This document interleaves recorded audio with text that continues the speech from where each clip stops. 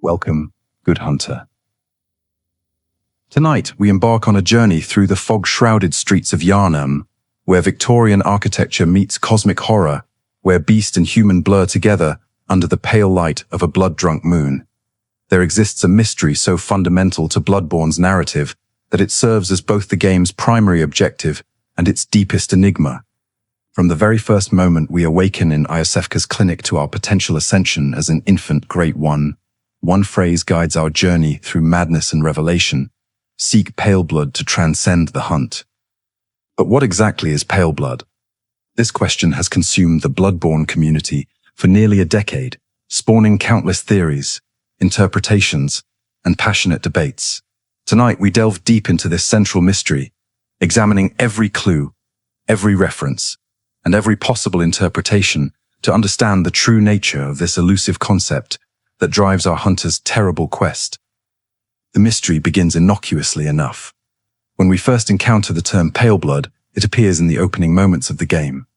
The Blood Minister, that ominous figure who administers our first transfusion, responds to something our hunter has said with knowing familiarity. "Oh yes, Paleblood. Well, you've come to the right place. Yharnam is the home of blood ministration. You need only unravel its mystery." This exchange reveals something crucial about our hunter's motivations. Unlike many From Software protagonists who stumble into their destinies, the hunter in Bloodborne has come to Yharnam with a specific purpose: seeking Paleblood. The Blood Minister's response suggests this isn't the first time he's heard such a request, and his immediate offer of a contract hints at the significance of what our hunter seeks. Upon awakening in Iosefka's clinic, we discover a handwritten note that reads, "Seek Paleblood to transcend the hunt." The placement of this note is significant. It's the first item we can examine, establishing our primary objective before we even understand what the hunt entails. What's particularly interesting is that in the Japanese version of the game, it's made clear that this note was written by our hunter, meaning we knew of Paleblood before arriving in Yharnam. This detail transforms our understanding of the hunter's journey from a quest for the unknown to a pilgrimage, based on prior knowledge or desperation. But who is this hunter we embody? What drove them to seek something as mysterious and esoteric as Paleblood? The revelation that our hunter wrote the note themselves suggests they are not simply another patient seeking the healing church's services, but someone with specific understanding of Yharnam's deeper mysteries. Several possibilities emerge from this revelation. Our hunter might be a former scholar from Bergenworth, someone who studied the cosmic entities and understood the true nature of the Old Blood's corruption. Alternatively, they might be connected to the original hunters who participated in the fishing hamlet massacre, seeking redemption or understanding of the cosmic forces they helped unleash. The hunter's ability to resist complete transformation into a beast, even while consuming vast quantities of old blood through blood vials and blood echoes, suggests an inherent resistance to corruption that sets them apart from ordinary humans. This resistance might be natural, or it might result from their prior knowledge of Paleblood and its purifying properties. As we prepare to explore the depths of this mystery, let us remember that From Software's narratives are deliberately crafted to support multiple valid interpretations. Director Hidetaka Miyazaki has stated that he leaves room for player imagination, encouraging us to fill in the blanks with our own understanding.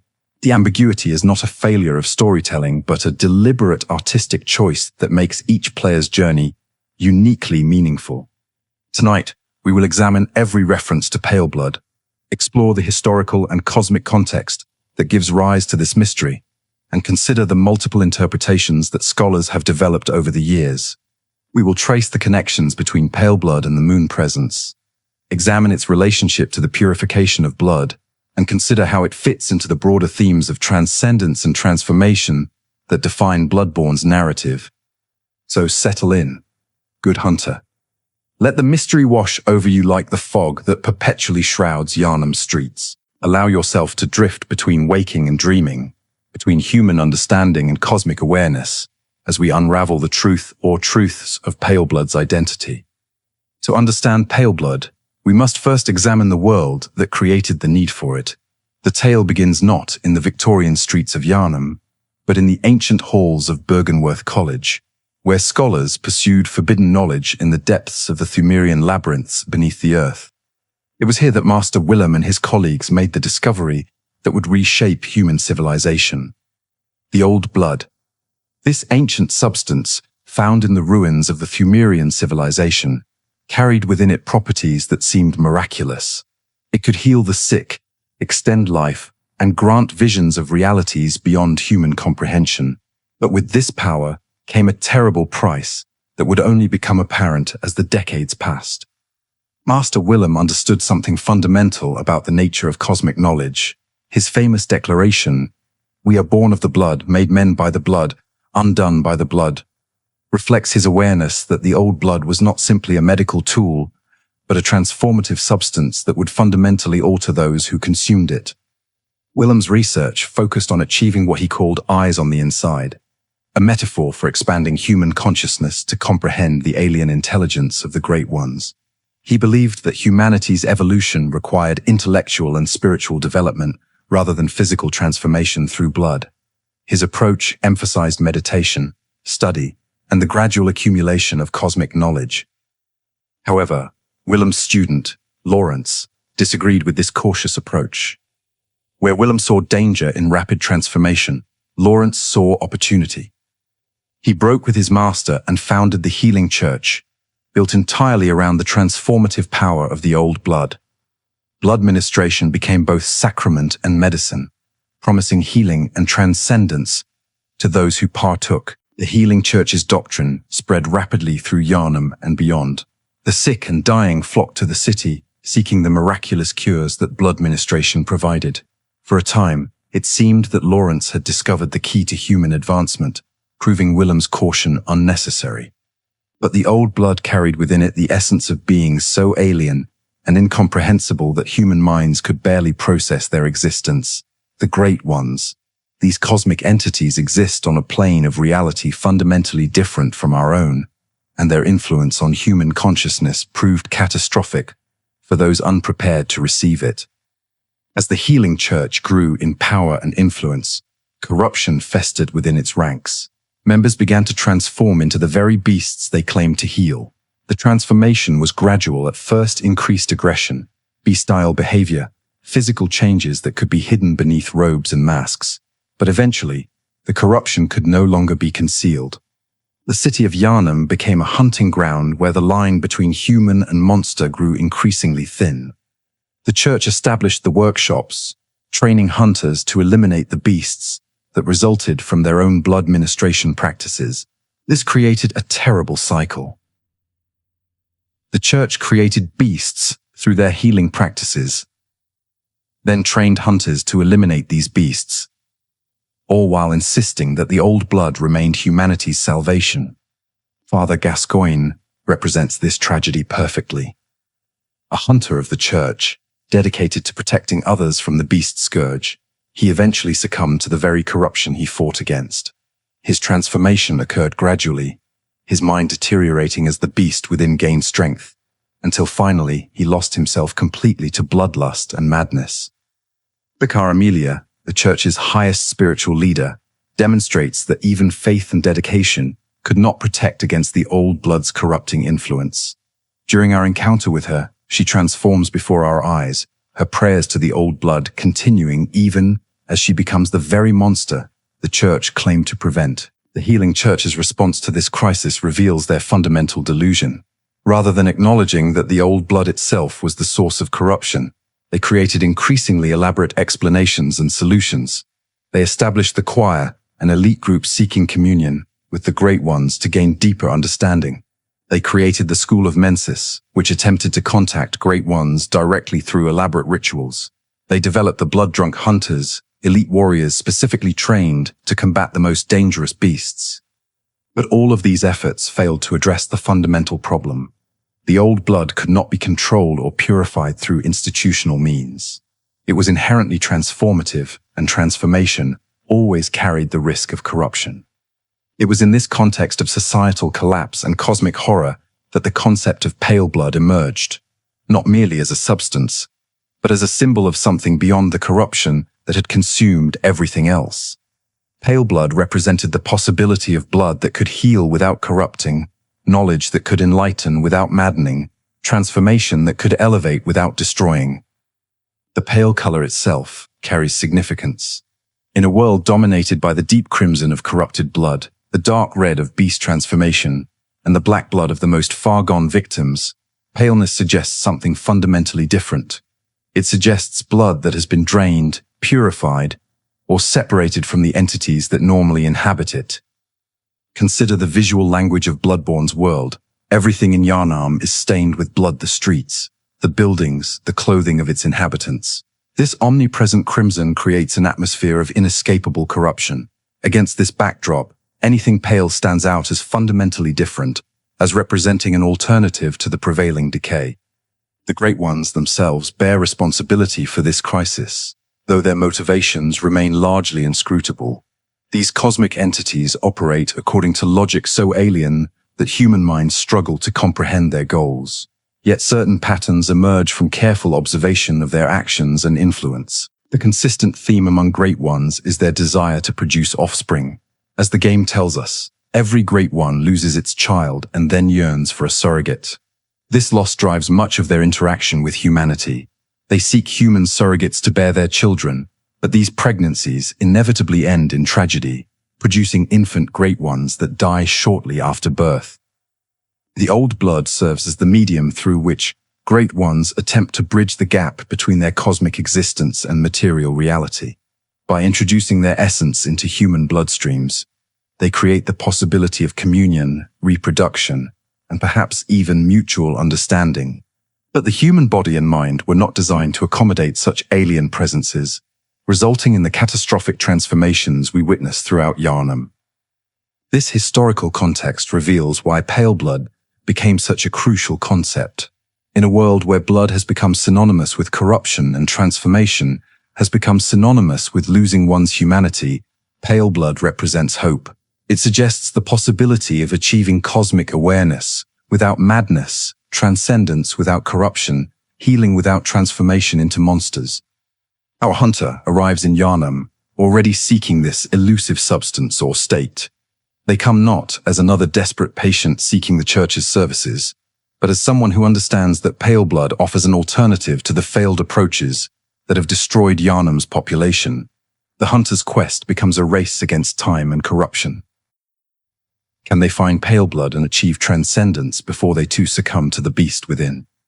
Throughout Bloodborne's nightmare journey, Paleblood is mentioned a total of 4 or 5 times, depending on how we count the references. Each mention adds another layer to its mystery while refusing to provide definitive answers. These references occur at key moments, serving as breadcrumbs leading us deeper into Yharnam's cosmic horror. Let us examine each one in detail, extracting every possible meaning from their context and content. The first reference. The Blood Minister's recognition. The Blood Minister's immediate recognition of Paleblood during our initial transfusion establishes several crucial facts. His response, "Oh yes, Paleblood. Well, you've come to the right place," indicates that he has encountered this request before, or at least understands what it means.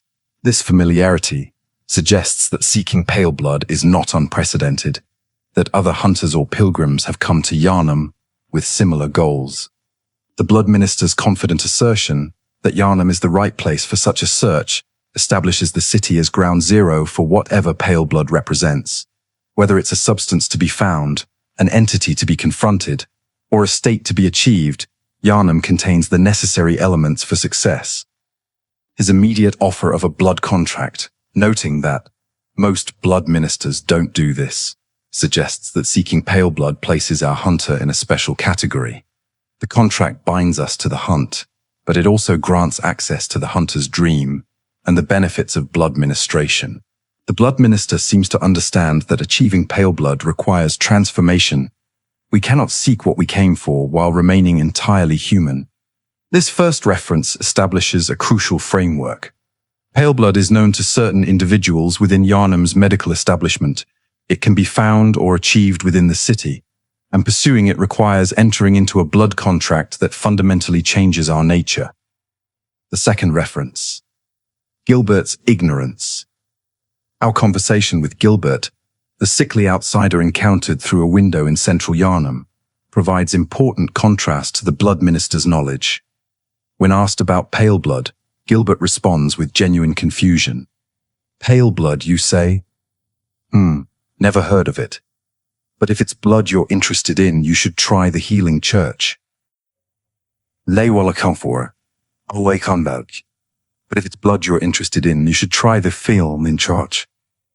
But if it's blood you're a whole feel, outside of the orjot, and though a foul fail, I'm in the condom wine. Gilbert's ignorance is revealing. Like our hunter, he is an outsider who came to Yharnam seeking the healing power of blood ministration. His lack of knowledge about pale blood suggests it's not common information, even among those who journey to Yharnam for blood healing. This establishes pale blood as esoteric knowledge, understood only by those with access to deeper mysteries. Gilbert's suggestion to try the Healing Church if we're interested in blood indicates that even those outside the church's inner circles associate Yharnam primarily with blood-based healing. The church's public face remains focused on conventional blood ministration, while knowledge of pale blood remains hidden within more secretive circles. Gilbert's fate also carries thematic significance. He eventually succumbs to the beast transformation despite seeking healing through conventional means. His transformation and death demonstrate the failure of the church's approach seeking healing through the old blood leads only to corruption and death. This reinforces the need for an alternative approach, something like pale blood that can heal or transform without the catastrophic side effects. The third reference. The pale blood sky. After defeating Rom, the vacuous spider, we witness the blood moon's true revelation. A note found in Yarhargal points toward the sky and proclaims, "Behold, a pale blood sky." This reference becomes meaningful only in this specific context. The sky transforms into a pale, sickly color that director Hidetaka Miyazaki has described as resembling the color of a body drained of blood. This imagery is crucial to understanding one interpretation of pale blood. If the sky has been drained of its blood, where has that blood gone? The obvious answer points to the massive bleeding moon that now dominates the heavens. This celestial entity has drawn the very life force from the sky itself, creating a pale expanse that inspired the note we find. The relationship between the pale sky and the bleeding moon suggests a cosmic circulation of essence, with the moon drawing sustenance from its surroundings. This revelation also exposes the amygdalas that have been watching over us throughout our journey.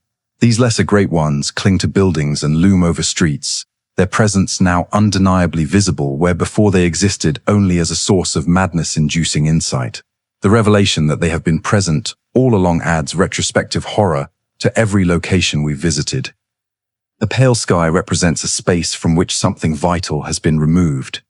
It's not simply colorless but actively drained, suggesting that the pale quality of pale blood might indicate blood that has been separated from its normal contents or influences.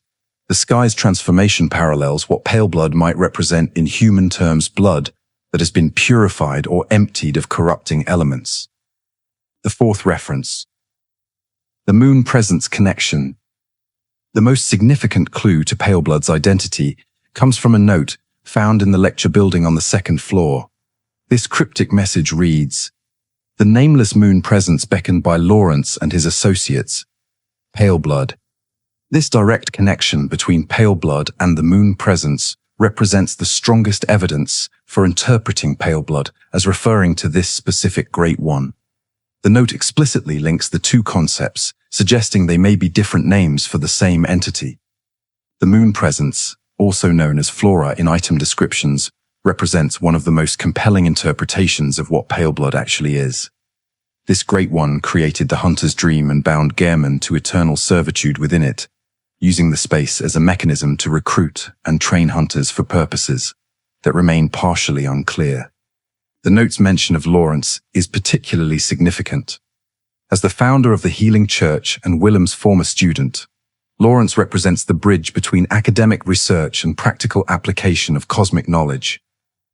His involvement in beckoning the moon presence suggests that the church's leadership deliberately sought contact with this entity, perhaps hoping to control or utilize its power. The phrase "beckoned by" indicates intentional summoning rather than accidental encounter. The moon presence did not stumble upon humanity. It was called forth through ritual and intent. This suggests that achieving Paleblood might require similar deliberate action, a conscious choice to seek contact with cosmic forces rather than passively waiting for revelation. The note's placement in the lecture building connects this knowledge to Bergenworth's academic tradition. The scholars who studied in these halls understood cosmic entities in ways that the healing church's rank and file did not. Their documentation of the moon presence and its connection to Paleblood represents institutional knowledge, preserved despite the church's attempts to control information about great ones.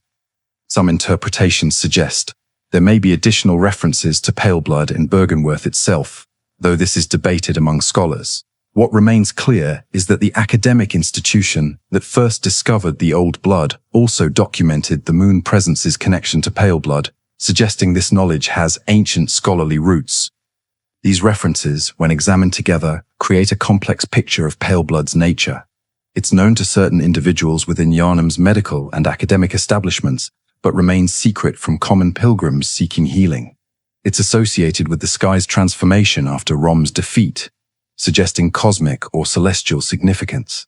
Most importantly, it's directly connected to the moon presence, the entity that created the hunter's dream and bound Gehrman to eternal servitude. Yet even with these clues, Paleblood's exact nature remains elusive. Is it the moon presence itself? Is it the state of the sky after being drained by the blood moon? Is it a quality that enables contact with the moon presence? Or is it something that encompasses all these interpretations simultaneously? The placement of these references at crucial moments in our journey suggests they're meant to guide our understanding as we progress through increasingly profound revelations. The Blood Minister's recognition establishes that Paleblood can be pursued in Yharnam. Gilbert's ignorance confirms its esoteric knowledge. The pale sky reveals cosmic transformation. The lecture building note provides the crucial connection to the moon presence. And Bergenworth's documentation confirms this knowledge has ancient scholarly roots. Together, these 5 references create a trail of breadcrumbs that leads toward, but never quite reaches a definitive answer. They invite interpretation, encourage speculation, and reward careful analysis with deeper understanding, while never fully dispelling the mystery. This is precisely the kind of narrative design that makes Bloodborne storytelling so compelling and enduring. The most widely accepted interpretation of Paleblood identifies it with the moon presence, the alien entity also known as Flora. This theory, supported by the direct connections made in notes found at the lecture building in Bergenworth, offers perhaps the most narratively satisfying explanation for what our hunter seeks throughout their terrible journey. The moon presence represents one of the most significant great ones we encounter in Bloodborne. Unlike other cosmic entities that seem indifferent to human affairs or actively hostile, the moon presence has deliberately created an elaborate system, the hunter's dream specifically designed to recruit, train, and utilize human hunters for its own purposes. Understanding the moon presence requires understanding its role in Yharnam's history. According to the notes we find, this entity was beckoned by Lawrence and his associates, meaning it was deliberately summoned rather than arriving of its own accord. This summoning represents one of the healing church's most significant actions, creating the framework that would eventually enable our own hunter's journey. But why would Lawrence summon the moon presence? What could the church's founder hope to achieve through contact with this entity? The answer likely lies in the church's growing beast problem. As more citizens transformed into monsters, the need for hunters to combat them became desperate. The moon presence offered a solution.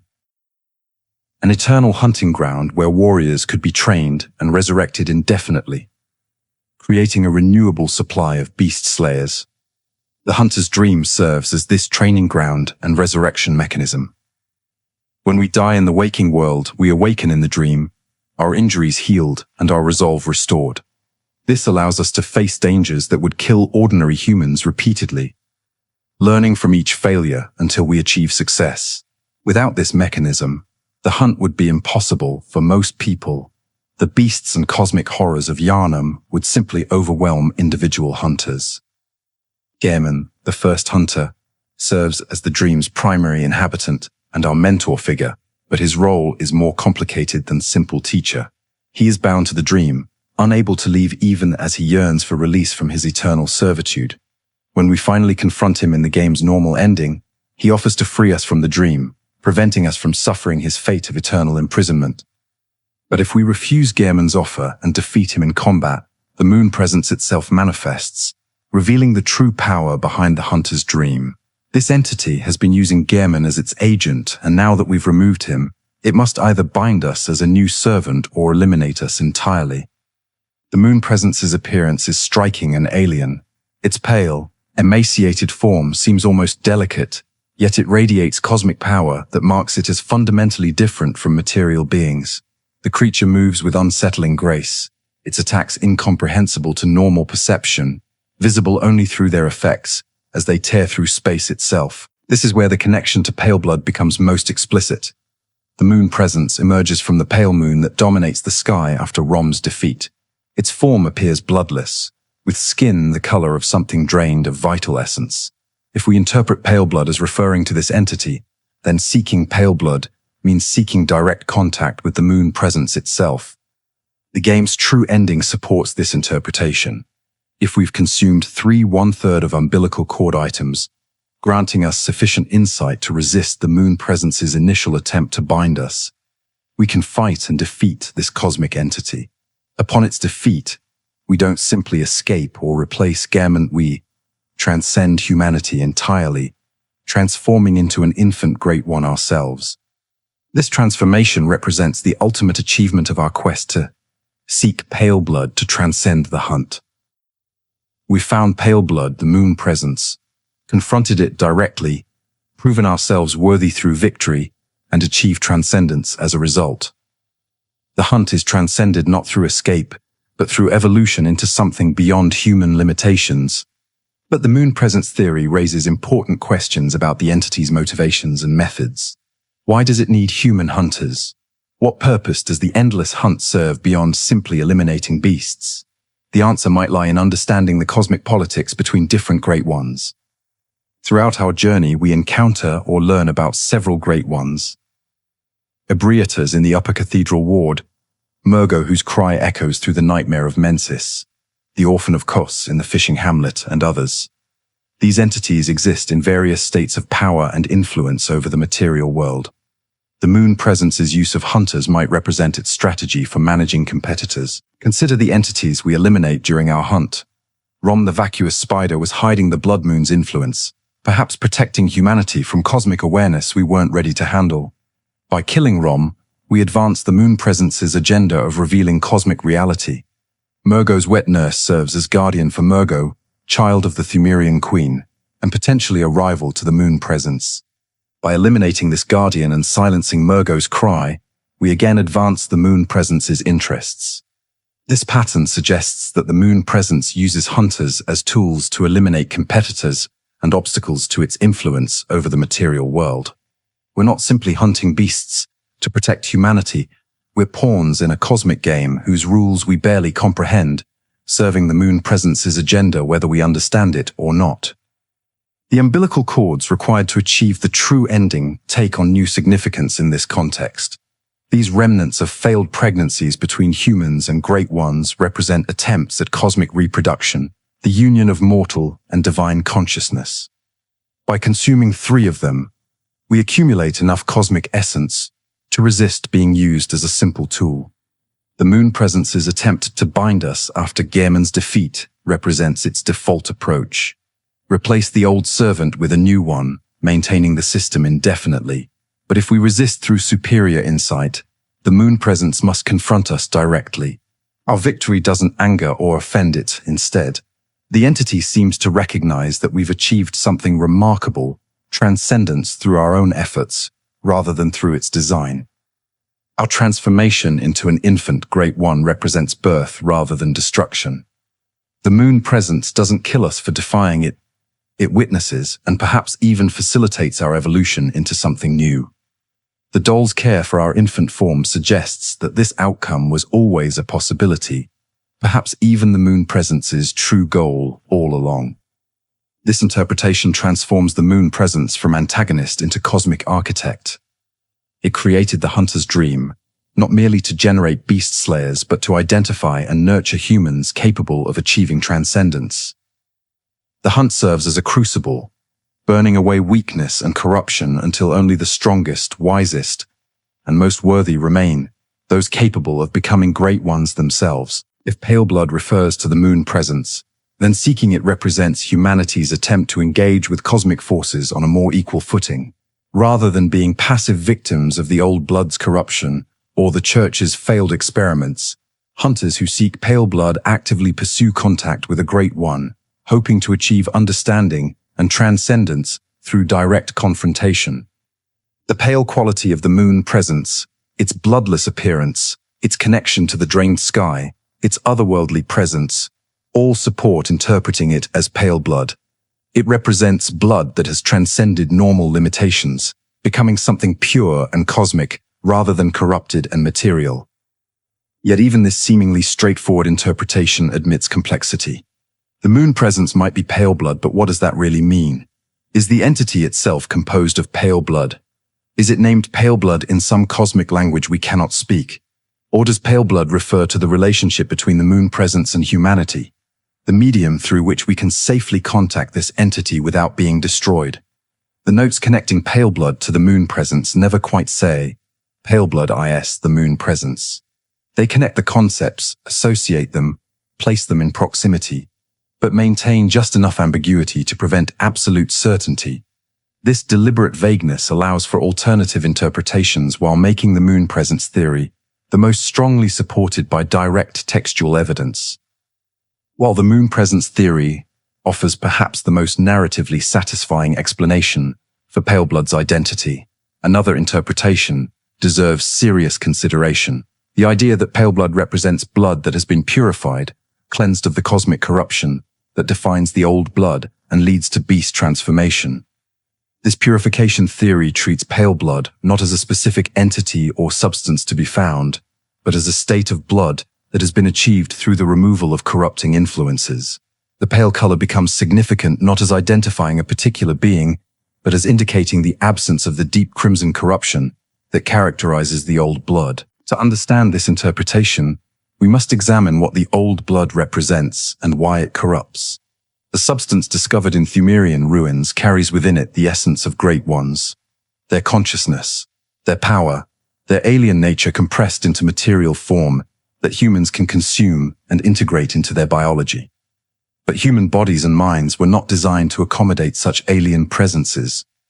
When humans consume the old blood through blood ministration, they gain temporary benefits, healing from illness, enhanced physical capabilities, extended lifespan, even glimpses of cosmic truth. But these benefits come at a terrible cost. The Great One essence within the blood gradually overwhelms human nature, transforming the consumer into something monstrous. The beast transformation that plagues Yharnam's population represents the body's catastrophic response to incompatible essence. Unable to properly integrate the cosmic consciousness present in the old blood, the human form regresses into a primal, bestial state, powerful but mindless, dangerous to self and others, stripped of everything that made the person human. This corruption isn't simply physical. The old blood affects consciousness itself, warping perception, degrading judgment, and gradually replacing human thoughts with alien impulses. Those who consume too much old blood report hearing voices, seeing things that aren't there, feeling urges they cannot explain or control. The line between madness and insight becomes impossible to distinguish. In this context, pale blood represents the theoretical perfect form of blood, a substance that carries the beneficial properties of cosmic essence without the corrupting influences that lead to transformation and madness. It would be blood that has been purified, refined, processed, until only the pure, beneficial essence remains. The pale color supports this interpretation. If the deep crimson of corrupted blood indicates the presence of Great One essence in its raw, overwhelming form, then pale blood would indicate blood from which that overwhelming presence has been removed or refined. Like water that becomes clearer and more transparent as impurities are filtered out, blood becomes paler as corrupting influences are removed. The pale sky revealed after Rom's defeat takes on new meaning in this context. The sky's pale color results from being drained of blood by the bleeding moon. This creates a space characterized by absence of the crimson corruption that normally dominates Yharnam's atmosphere. The pale sky represents what remains when corruption is removed. A pure, clean space no longer stained by the blood that has consumed everything else. Our hunter's quest to seek Paleblood to transcend the hunt becomes a quest for purification. To transcend the hunt means to escape the cycle of corruption and violence that defines Yharnam's existence. This requires finding blood that can grant cosmic awareness without the beast transformation, healing without the madness, power without the corruption. But how would one achieve such purification? Several possibilities emerge from examining the game's world and mechanics. The gradual purification theory. One approach suggests that blood becomes purified through repeated cycles of consumption and refinement. Blood echoes. The essence we collect from defeated enemies and use to strengthen ourselves might represent the gradual purification of corrupted blood through violence and consumption. When we defeat an enemy, we extract their blood echoes, the essential life force separated from the corrupted flesh and consciousness. The doll then helps us channel these echoes into beneficial growth, strengthening our abilities without causing transformation. This process might represent the purification that Paleblood embodies, taken to its logical conclusion. Through countless cycles of combat, death, and resurrection in the hunter's dream, we accumulate and process vast quantities of blood echoes. Each cycle refines our understanding and capability, gradually purifying our own blood until we achieve the pale state necessary for transcendence. The institutional knowledge theory. Another possibility suggests that achieving Paleblood requires understanding and applying specific techniques known only to certain scholars or institutions. The Blood Minister's recognition of our quest suggests that some within Yharnam's medical establishment know how to pursue Paleblood, even if they cannot or will not explain the process directly. Perhaps the Healing Church's inner circles, the choir, or the School of Mensis possess techniques for refining the old blood into purer forms. Their experiments, while ultimately unsuccessful, might have been attempts to achieve Paleblood through scientific and ritual means. The natural immunity theory. A third possibility suggests that some humans naturally possess blood that resists corruption, blood that remains relatively pale, even when exposed to the old blood's transformative power. Our hunter might be such an individual, explaining their ability to consume vast quantities of blood without transforming completely into a beast. This natural resistance might derive from ancient bloodlines with prior cosmic exposure, perhaps Pthumerian heritage, or descent from the inhabitants of the fishing hamlet who lived alongside Great Ones before the massacre. Such bloodlines would have genetic adaptations, enabling safer interaction with cosmic forces. The plain doll provides perhaps the strongest evidence for the purification interpretation. When attacked in the hunter's dream, she bleeds pure white, pale blood, the only being in all of Bloodborne to bleed this color. This observation by players has led to extensive speculation about what this unique blood signifies. The doll's pale blood enables her to exist in the hunter's dream without corruption, to channel blood echoes into beneficial transformation without risk of beasthood, and to maintain perfect compassion and humanity despite her artificial origin. She represents the ideal state that seeking Paleblood hopes to achieve. Purity that allows cosmic contact without corruption. Her ability to strengthen hunters repeatedly without causing transformation demonstrates practical application of Paleblood's properties. She serves as an intermediary between cosmic and human consciousness, translating the raw power of blood echoes into forms that human minds and bodies can safely integrate.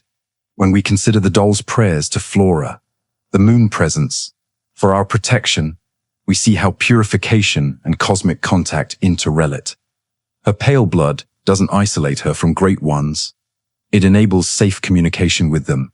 She can pray to the moon presence, receive its influence, and channel its power without being corrupted or destroyed. The purification interpretation transforms our understanding of the hunt itself.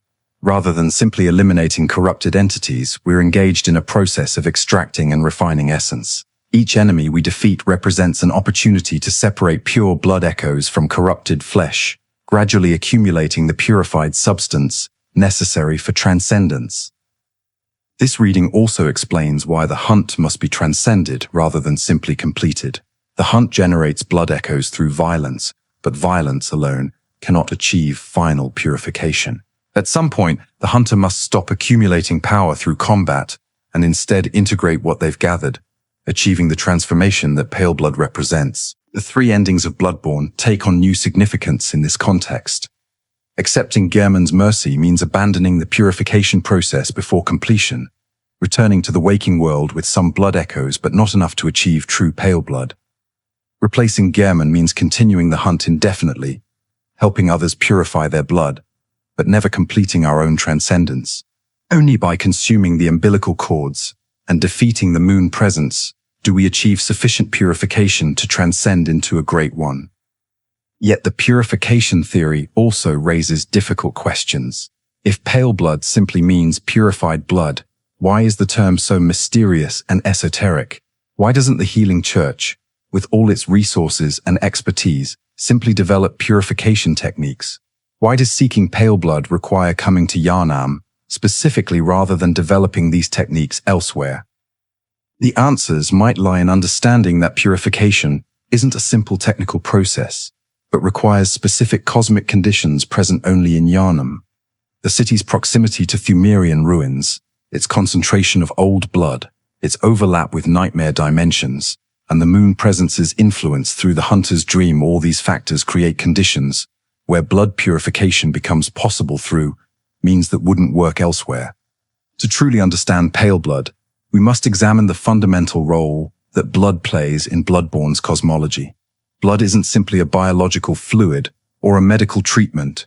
It serves as a universal language connecting human and cosmic consciousness through a shared medium that transcends species and dimensional boundaries. This concept of blood as language provides another crucial framework for interpreting what Paleblood represents. If ordinary blood carries corrupted or distorted messages from Great Ones, then Paleblood might represent blood that communicates clearly and purely, enabling genuine understanding without the distortion that leads to madness and transformation. The old blood discovered in Pthumerian ruins carries within it the memory and essence of the Great Ones. This isn't metaphorical. The blood literally contains information, consciousness, and patterns of thought from cosmic entities.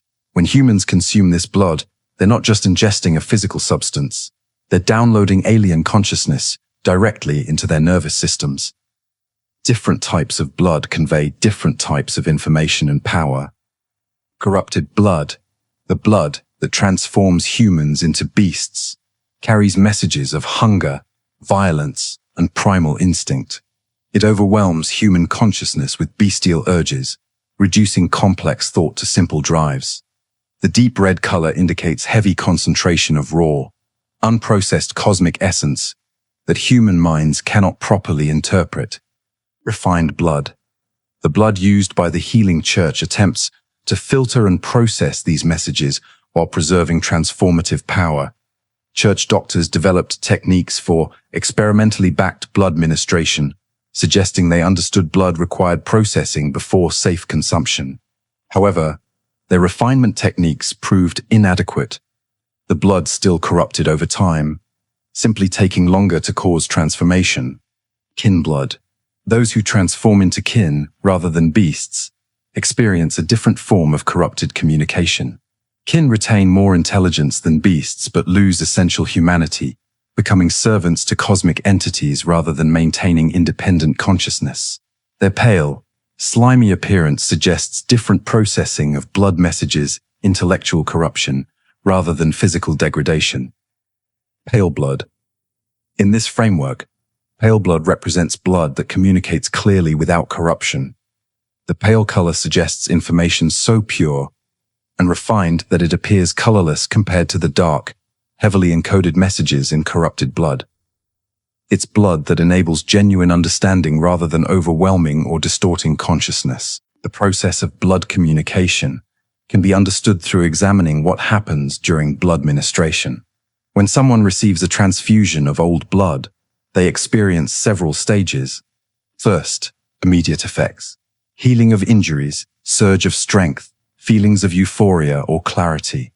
These represent the blood's beneficial messages, healing information encoded at a cellular level. Second, gradual integration. Over days and weeks, the blood's essence begins altering the recipient's baseline state. They feel stronger, think differently, perceive things previously invisible. The blood's messages start becoming part of their default consciousness. Third, corruption begins. As more blood is consumed or as time passes, recipients start experiencing unwanted changes. Aggressive impulses increase. Reality begins seeming distorted. The blood's alien messages overwhelm human patterns of thought. Finally, transformation. If the process continues unchecked, the person loses themselves entirely to the blood's messages. They become what the blood tells them to be, beast or kin, depending on how their individual consciousness responds to cosmic input. The insight mechanic brilliantly represents this process of learning blood's language. As insight increases, we perceive previously invisible entities like the amygdala clinging to buildings. Higher insight alters enemy behavior and reveals hidden elements. We're literally learning to read the cosmic messages encoded in blood and reality itself. But there's a danger to excessive insight. Too much awareness of cosmic reality can lead to madness, frenzy, or transformation. The messengers in the hunter's dream warn that the spider hides all manner of rituals and keeps our lost master from us, suggesting that hiding cosmic truth, as Rom does, protects humanity from information we cannot safely process. Paleblood represents the theoretical perfect state of cosmic communication, complete understanding without madness, full awareness without corruption, genuine dialogue between human and cosmic consciousness without one overwhelming the other. The blood echo system demonstrates practical application of this linguistic framework. When we defeat enemies, we extract their blood echoes, the essential messages and experiences encoded in their blood. The doll, then, helps us translate these echoes into growth and strengthening. This process of collecting, translating, and integrating blood echoes mirrors learning a language. Each encounter teaches us new words and grammar of cosmic consciousness. The doll serves as our translator and teacher, helping us understand messages that would otherwise overwhelm or confuse us. Consider what happens when we consume special blood items throughout the game. Cold blood items. These crystallized blood echoes provide concentrated messages in preserved form. The cold temperature suggests stasis, information frozen in time that can be safely unpacked when we're ready. Frenzied cold blood. These items give insight alongside echoes, suggesting they contain more complex cosmic messages than ordinary cold blood. The frenzy association warns that some messages carry inherent danger.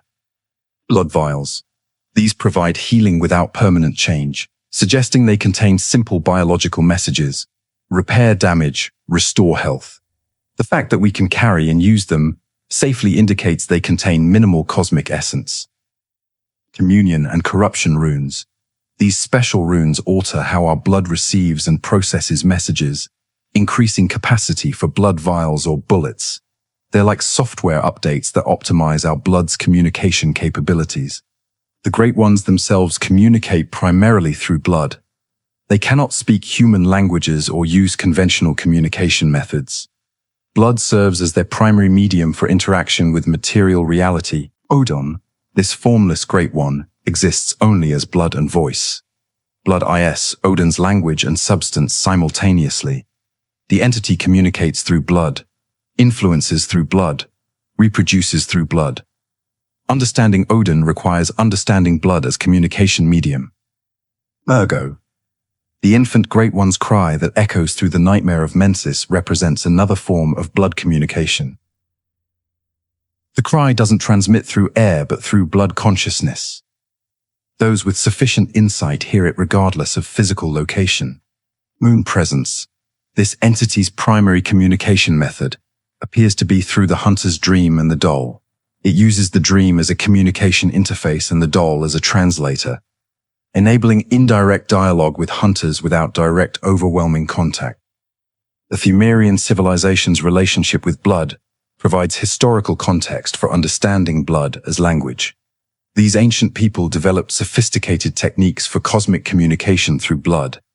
The chalice rituals. These ceremonies used blood as offering and medium for contacting great ones. The various chalice types suggest different communication protocols.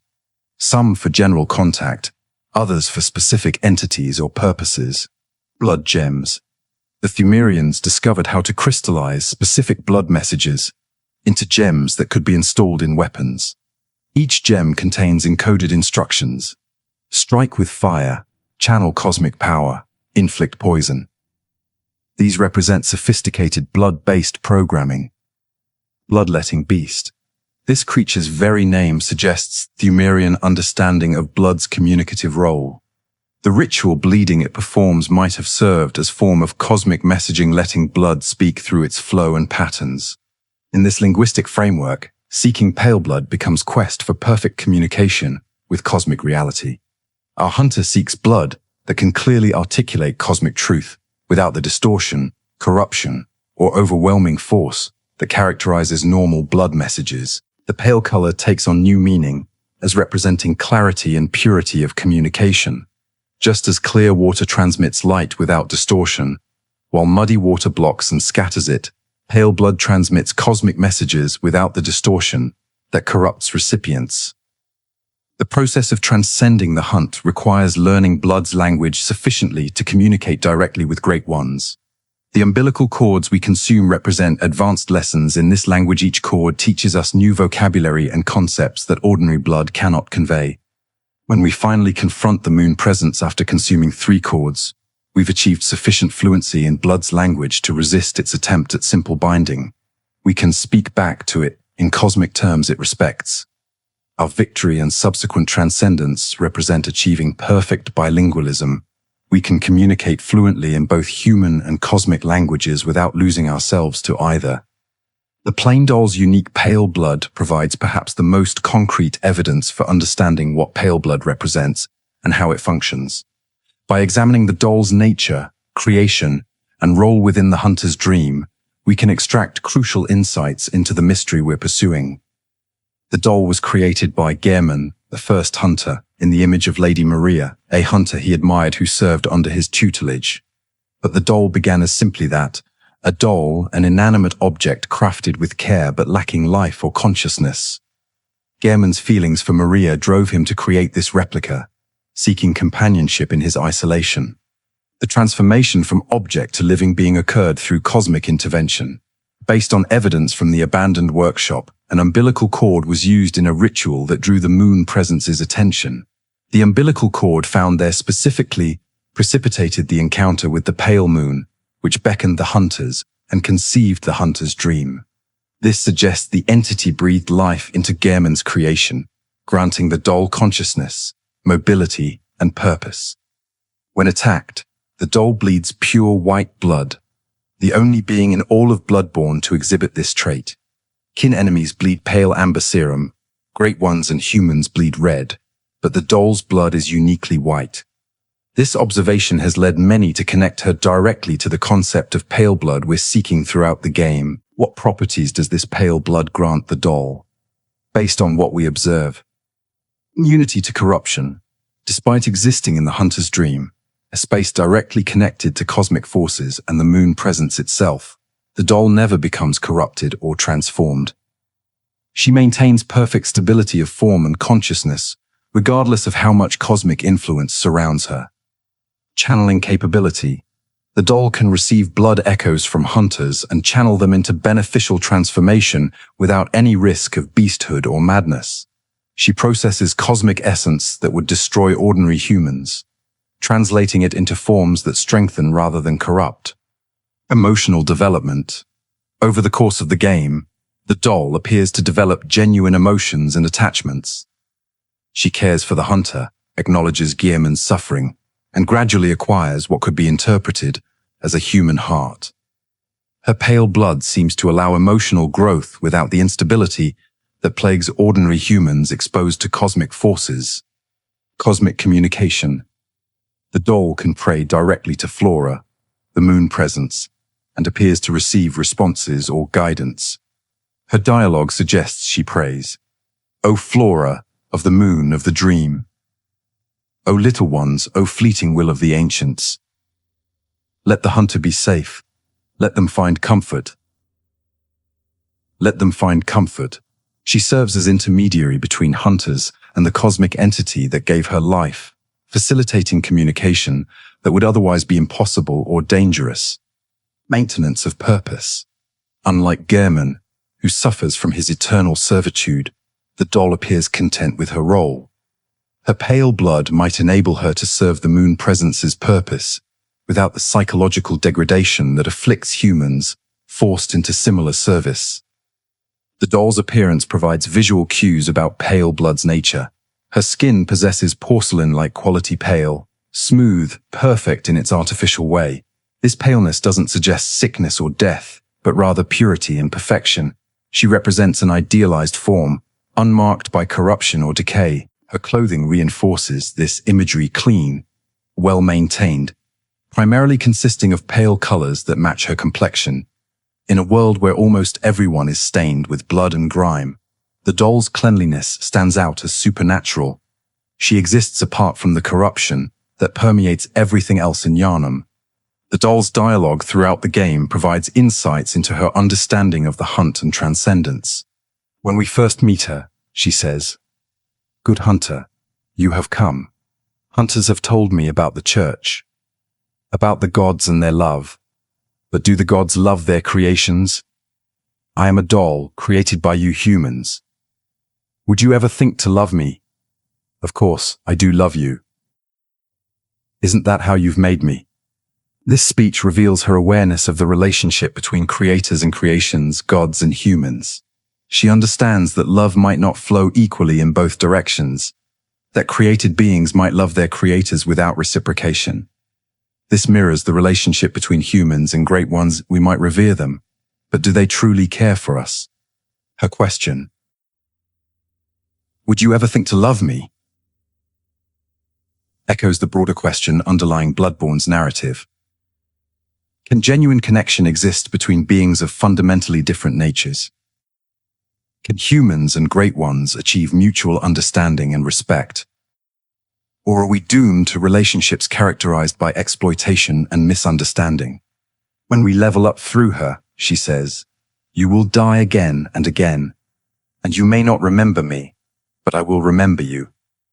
This suggests she possesses awareness and continuity that transcends individual hunt cycles. Her pale blood grants stability that allows her to maintain identity and memory regardless of how many times we die and resurrect. After defeating Gehrman in the true ending path, if we choose to submit to the moon presence, the doll tends to our unconscious form. But if we've consumed 3 umbilical cords and transcend into an infant great one, she cradles our new form with tenderness and care. Her final words, "O good hunter, are you cold? Oh, good hunter," suggest she recognizes us even after our transcendence, maintaining connection across the boundary between human and cosmic consciousness. This continuity of care across transformation might represent what Paleblood enables: relationships and consciousness that persist despite fundamental changes in nature and existence. The doll's Paleblood allows her to love and care for us whether we remain human, become Gehrman's replacement, or transcend into a great one. The workshop itself provides context for understanding the doll's role and Paleblood's function. The hunter's dream version of the workshop contains several elements. The workbenches. These allow weapon fortification and repair, representing systematic approach to preparing for cosmic challenges. The workshop doesn't just train hunters through blood echoes, but provides tools and knowledge for success. The gravestones. These provide access to various locations and time periods, suggesting the workshop exists partially outside normal space-time. The doll's pale blood might enable her to exist in this liminal space without being torn apart by dimensional instability. The garden. The flowers surrounding the workshop create atmosphere of peace and tranquility impossible in the waking world. These white flowers complement the doll's pale blood, suggesting that paleness represents purity and peace rather than death or decay. The abandoned physical workshop beneath the cathedral ward provides additional insights. This older version of the space contains The third umbilical cord, found on the altar, this cord specifically precipitated the encounter with the pale moon, and thus the dream. This directly connects the workshop's creation to both pale moon, moon presence, and the hunter's dream. The cord served as catalyst for the ritual that brought the moon presence's attention to Gehrman's plight, Gehrman's wheelchair. The old hunter's physical body remains in the dream, while this wheelchair sits empty in the physical workshop. This suggests simultaneously in physical and dream dimensions, with the doll's pale blood perhaps enabling her to stabilize this dimensional overlap. The doll, a physical version of the doll, sits motionless in this abandoned workshop. She's the same size as the dream version but completely inanimate, lacking the life breathed into her dream counterpart by the moon presence. This reveals that the animated doll we interact with is specifically the dream version, created through cosmic intervention rather than existing independently. The relationship between Gehrman and the doll adds emotional depth to understanding Paleblood's function. Gehrman created the doll out of love and loneliness, crafting an image of Maria to keep him company in his isolation. But the resulting being, while bearing Maria's appearance, possesses her own personality and consciousness. The doll seems aware of Gehrman's suffering. When we find him asleep in the dream, she says, "Good hunter, you have come. This might be a dream, but I will show you hospitality. Oh, Gehrman, our good host, what have you done?" This suggests she understands that Gehrman's deal with the moon presence has trapped him in suffering. Yet she cannot free him herself. Despite her pale blood and cosmic connections, she lacks the power or authority to break the binding that holds Gehrman. This suggests limits to what pale blood enables. It grants stability and channeling ability, but not sovereignty or power to alter cosmic contracts. Her prayers to Flora reveal her spiritual dimensions. When found kneeling at a grave, she can sometimes be heard praying, "O Flora of the moon, of the dream. O little ones, O fleeting will of the ancients. Let the hunter be safe, let them find comfort, and let this dream, their captor, their vessel, dissolve." This prayer reveals several crucial elements worth examining. Flora is another name for the moon presence. The prayer acknowledges little ones, which could refer to infant great ones or humans. The doll wants the hunter to be safe and comfortable. She recognizes the dream as both captor and vessel. She wishes for the dream's dissolution, suggesting it wasn't meant to be eternal. Her prayer demonstrates that pale blood doesn't simply enable survival in cosmic contexts. It enables genuine spiritual life, the capacity for prayer, compassion, and desire for others' well-being. The doll isn't merely a tool or servant, but a conscious being with her own hopes and concerns. When we examine the doll's pale blood in the context of seeking pale blood to transcend the hunt, she represents a successful model of what we might be trying to achieve. She exists in perfect balance between cosmic and human consciousness, serving the moon presence without being corrupted, channeling power without being overwhelmed, maintaining compassion and identity despite existing in supernatural context. If we could achieve the state that the doll embodies pale blood that grants stability, channeling ability, and maintained consciousness, we might transcend the hunt without being destroyed by transcendence itself. The doll's existence proves that it's possible to exist in cosmic contexts while retaining essential qualities that make existence meaningful: care, purpose, and continuity of self. Understanding Paleblood requires understanding the motivations and limitations of the Great Ones themselves. These cosmic entities drive much of Bloodborne's narrative through their desperate desire for offspring and their tragic inability to successfully produce children.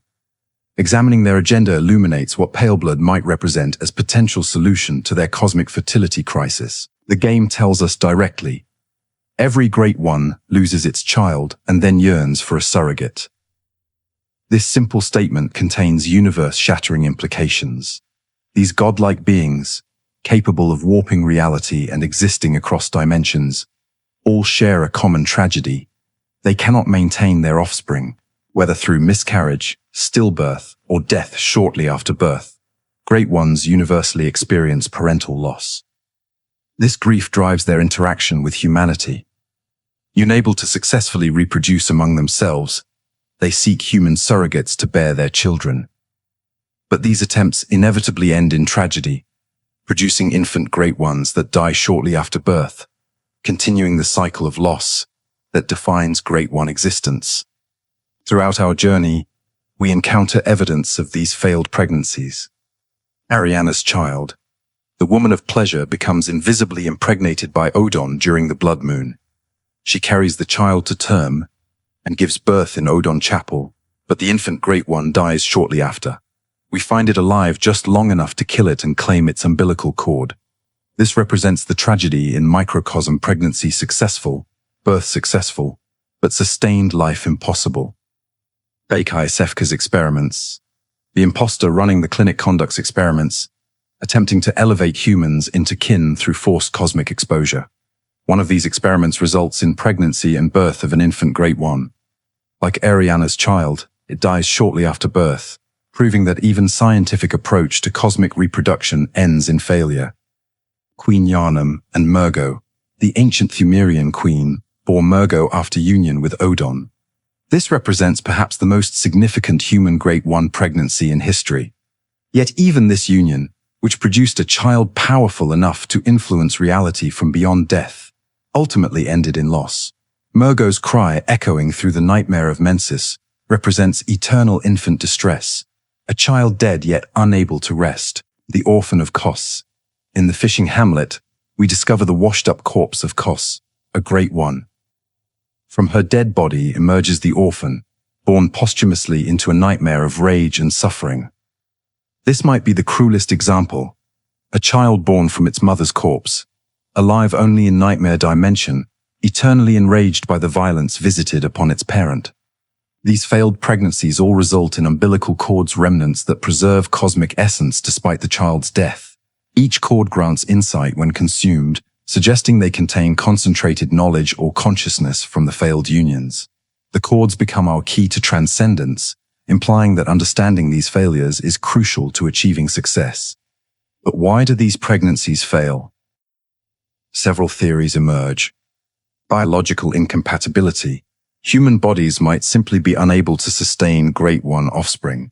The pregnancy succeeds temporarily, but something fundamental about human biology prevents long-term viability. The infants die because they require conditions human bodies cannot provide. Cosmic instability. Great ones exist across multiple dimensions simultaneously. Their offspring might require similar multidimensional existence, but being born from human mothers grounds them too firmly in material reality. They suffocate in our single dimension, unable to expand into the cosmic space their nature requires. Parental care issues. Great ones might lack understanding of how to nurture children born from human surrogates. The infants die from neglect or improper care, their cosmic parents unable to comprehend their hybrid offspring's needs. Deliberate limitation. Perhaps something prevents great one reproduction intentionally.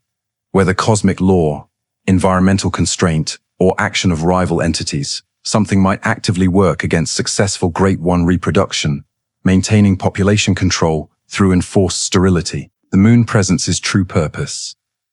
The moon presence's creation of the hunter's dream might represent a different approach to solving the reproduction crisis. Rather than seeking human surrogates for pregnancy, it creates a mechanism for transforming existing humans into great ones through accumulated experience and insight. The hunter's dream serves as an incubation system. Hunters enter it after receiving blood transfusion and signing the contract. They're exposed to cosmic forces through the dream's environment that doles guidance and access to blood echoes from defeated enemies. Each death and resurrection in the dream provides opportunity for consciousness to expand and adapt to cosmic awareness. This process culminates in the potential transcendence we achieve in the true ending. By consuming 3 umbilical cords and defeating the moon presence, we transform into an infant great one. But crucially, we're not born, we're transformed.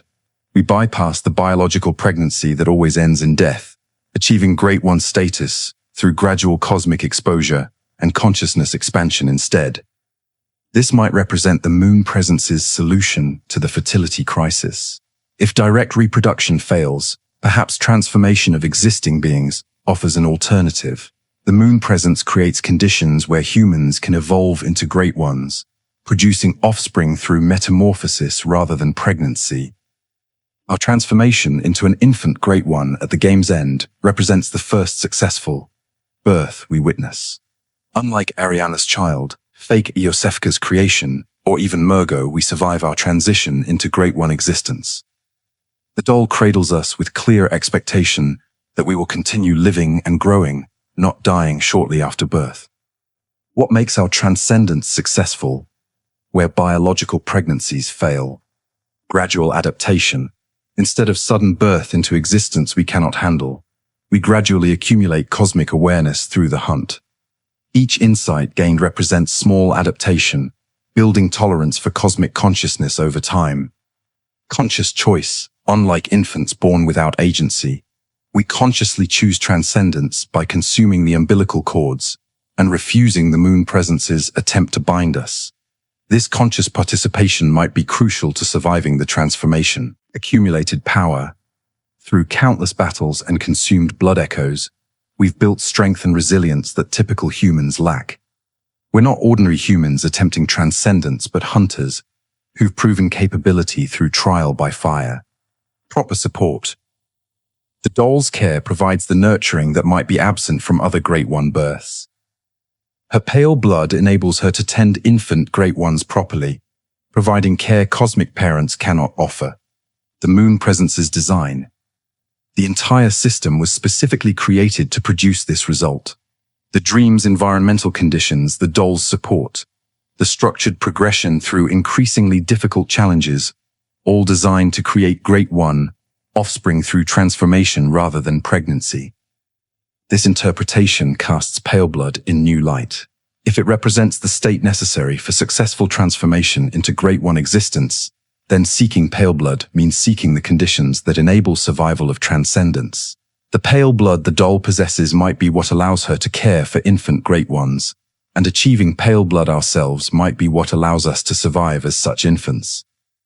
The quest to seek pale blood to transcend the hunt becomes a quest to achieve the conditions necessary for successful Great One transformation. Transcending the hunt doesn't mean escaping it. It means completing it so thoroughly that we evolve beyond the need for hunting, becoming something that exists on a different plane of reality entirely. The ancient Pthumerian civilization that once flourished in the underground labyrinths beneath Yharnam holds crucial keys to understanding Paleblood. These people achieved a form of coexistence with Great Ones that modern Yharnam has failed to replicate, suggesting they possess knowledge about safe cosmic interaction that has since been lost or distorted. The Pthumerians weren't simply primitive people who happened to live near cosmic entities. They developed sophisticated understanding of Great Ones, creating rituals, artifacts, and social structures specifically designed to facilitate cosmic interaction while minimizing dangers of corruption and madness. Queen Yharnam. The successful union. Queen Yharnam represents the most successful human Great One interaction in recorded history. Her union with Odon produced Murgo, a child powerful enough that its consciousness persists beyond death, influencing reality from nightmare dimensions. While Murgo ultimately died, the pregnancy itself succeeded in ways that more recent attempts have not. What did Queen Yharnam possess that allowed her to carry a Great One's child to term?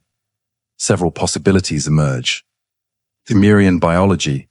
The ancient Pthumerians might have possessed genetic characteristics enabling safer cosmic interaction. Centuries or millennia of proximity to Great Ones could have produced evolutionary adaptations that modern humans lack. Ritual preparation. Queen Yharnam might have undergone extensive ritual preparation before her union with Odin. The Pthumerians clearly understood rituals as protective and communicative tools, suggesting they knew how to prepare individuals for cosmic contact. Royal bloodline. As queen, Yharnam might have descended from a bloodline specifically maintained for cosmic interaction. Royal families in many cultures preserve genetic lineages for practical purposes. Perhaps Pthumerian royalty served as designated cosmic intermediaries. Pale blood heritage. Queen Yharnam might have possessed pale blood naturally, explaining her ability to successfully carry Odin's child. If pale blood represents the state necessary for safe cosmic interaction, Ancient Pthumerian bloodlines might have maintained this characteristic through careful breeding. The Queen's eternal grief, manifested through her spectral appearances throughout the game, demonstrates the emotional cost of cosmic interaction even when biological aspects succeed. She wanders, weeping, searching for her lost child. Her suffering suggests that even successful cosmic union extracts terrible price. The Chalice Dungeons, laboratories of cosmic understanding. The vast labyrinth system beneath Yharnam served as more than simple living space. These dungeons functioned as ritual sites, research facilities, and testing grounds for cosmic interaction. The various chalice types suggest sophisticated understanding of different approaches to cosmic contact. Pthumerian chalices.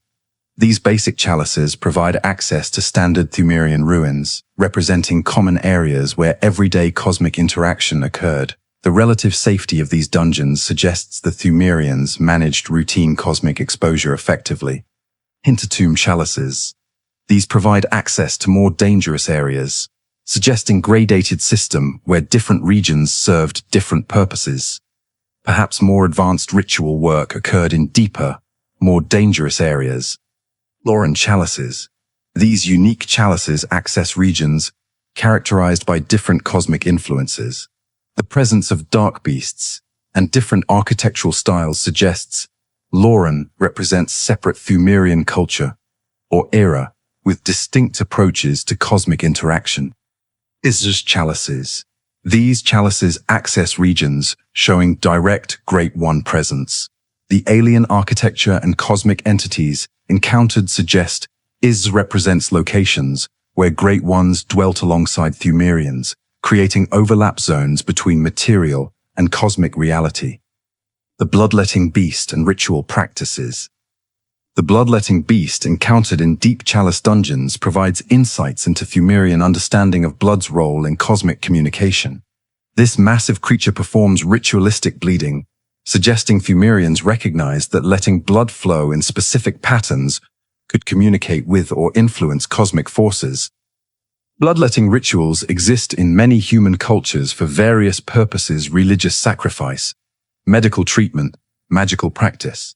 The Pthumerians apparently developed sophisticated bloodletting techniques specifically for cosmic communication, using blood's flow and patterns as a language Great Ones could understand and respond to. The bloodletting beast itself might be transformed Pthumerian, someone who underwent ritual transformation to serve as cosmic intermediary.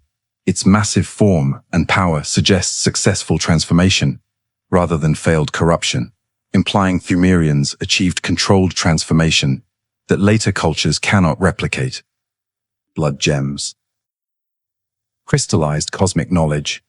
The Pthumerians discovered how to crystallize blood messages into gems that could be installed in weapons. This represents extraordinary understanding of blood as information carrier. Each blood gem contains specific encoded instructions: strike with fire, channel arcane power, inflict poison. These instructions persist in crystallized form, enabling anyone who installs the gem to utilize its properties without understanding the underlying cosmic principles.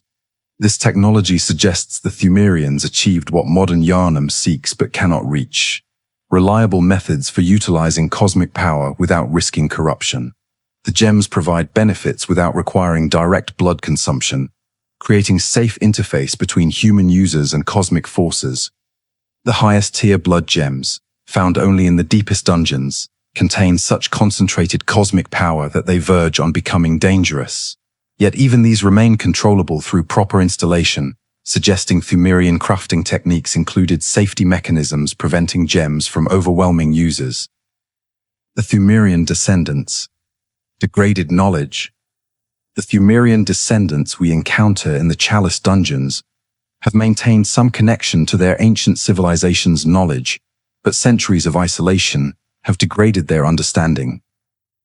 They perform rituals whose meanings they no longer fully comprehend, using techniques that have become superstition rather than science. The bell-ringing women who summon enemies represent degraded version of sophisticated summoning rituals. They can call entities into material reality, but appear to lack understanding of what they summon or why. Their rituals work through rote repetition rather than genuine understanding. The Pthumerian elders we encounter as enemies retain more knowledge than common descendants. Their powerful magic and coordination suggest preservation of advanced techniques, but their mindless aggression toward outsiders suggests they've lost the wisdom to use this knowledge beneficially. What the Pthumerians knew about Paleblood. The Pthumerians likely possessed deep understanding of what we call Paleblood, though they might have used different terminology. Their successful cosmic interactions suggest they knew how to achieve or maintain the blood purity necessary for safe Great One contact. Queen Yharnam's ability to bear Murgo indicates she possessed or achieved Paleblood state. The royal bloodline might have specifically cultivated Paleblood characteristics across generations, creating individuals biologically prepared for cosmic union. The elaborate chalice rituals might have served as methods for purifying blood or preparing individuals for cosmic contact. The deepest dungeons, where cosmic influence is strongest, might have functioned as purification chambers where Pthumerians could safely expose themselves to cosmic forces under controlled conditions. The blood gems themselves might represent crystallized, pale blood to pure cosmic essence extracted from blood and preserved in stable form. If pale blood means purified blood containing beneficial cosmic properties without corrupting influences, then blood gems are practical applications of this principle. Byrgenwerth's rediscovery. When Master Willem and his colleagues discovered the Pthumerian ruins and began excavating the labyrinth, they were attempting to rediscover this lost knowledge.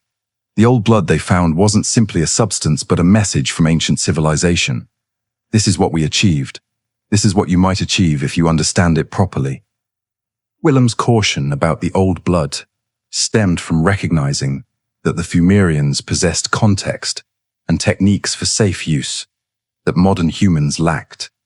Simply consuming the blood without understanding Pthumerian methods would lead to disaster, which is exactly what happened when Lawrence broke with Willem and founded the Healing Church.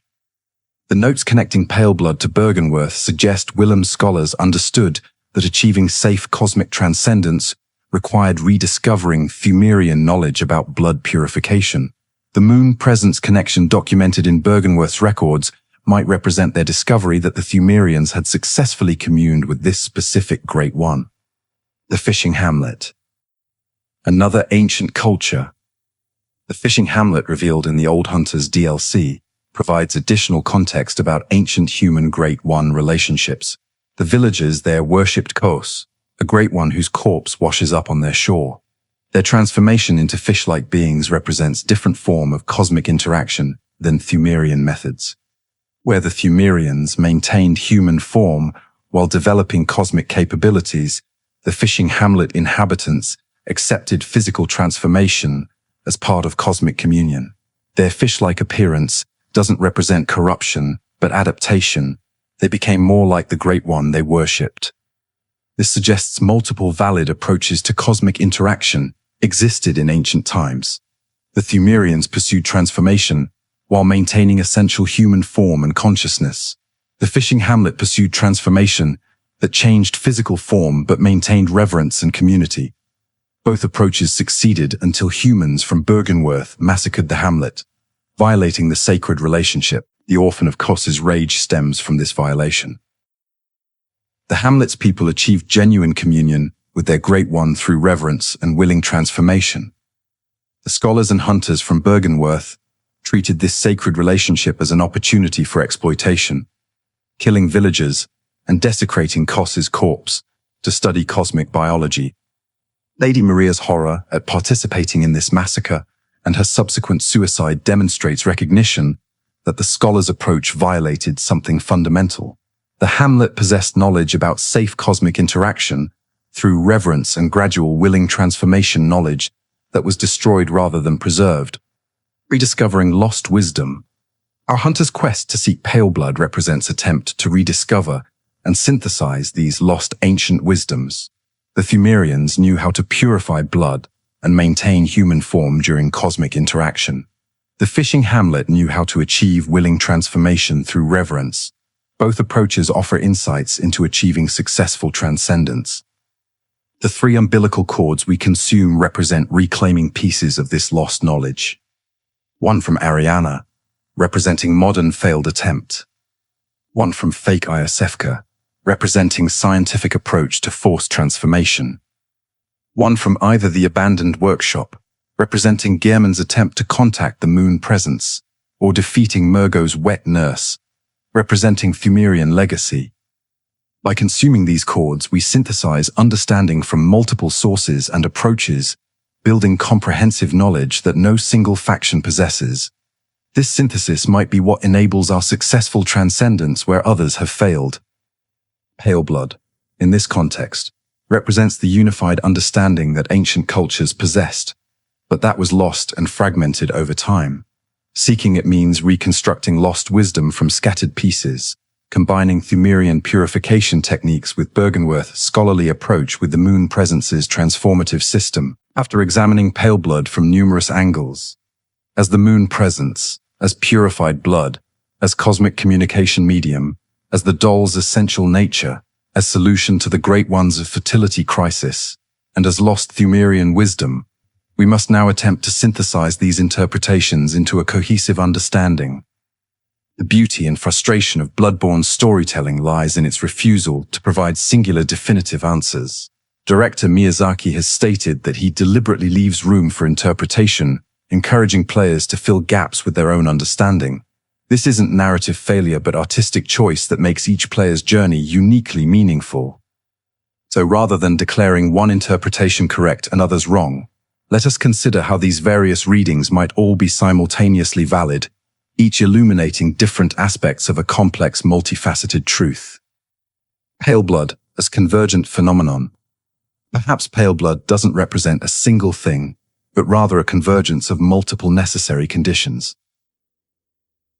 To achieve transcendence requires contact with the moon presence, the entity interpretation, purification of one's own blood, the purification interpretation, understanding blood as cosmic language, the communication interpretation, achieving the stable state the doll embodies, the doll's example, solving the Great One's reproduction crisis, the fertility interpretation, rediscovering lost Pthumerian wisdom, the historical interpretation. All these interpretations point toward the same goal, approached from different angles. Seeking Paleblood means pursuing all these objectives simultaneously, understanding that they interrelate and support each other, rather than existing as separate, distinct pursuits. The moon presence connection. The direct textual links between Paleblood and the moon presence cannot be dismissed. The notes at the lecture building and Bergenworth explicitly connect these concepts. Yet the connection might be more nuanced than simple identity. The moon presence might be called Paleblood because it embodies or represents the principle of purified cosmic blood. As a great one that deliberately seeks to elevate humans into cosmic consciousness, it represents the concept of transcendence through blood purification, made manifest as a cosmic entity. Alternatively, the moon presence might possess Paleblood or grant it to others. The doll, brought to life by the moon presence, possesses Paleblood.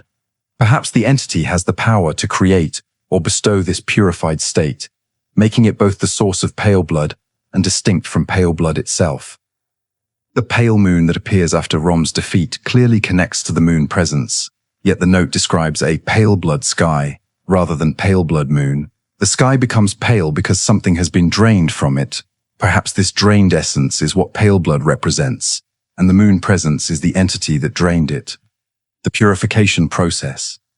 The interpretation of Paleblood as purified blood explains the pale color while providing practical understanding of what hunters must achieve.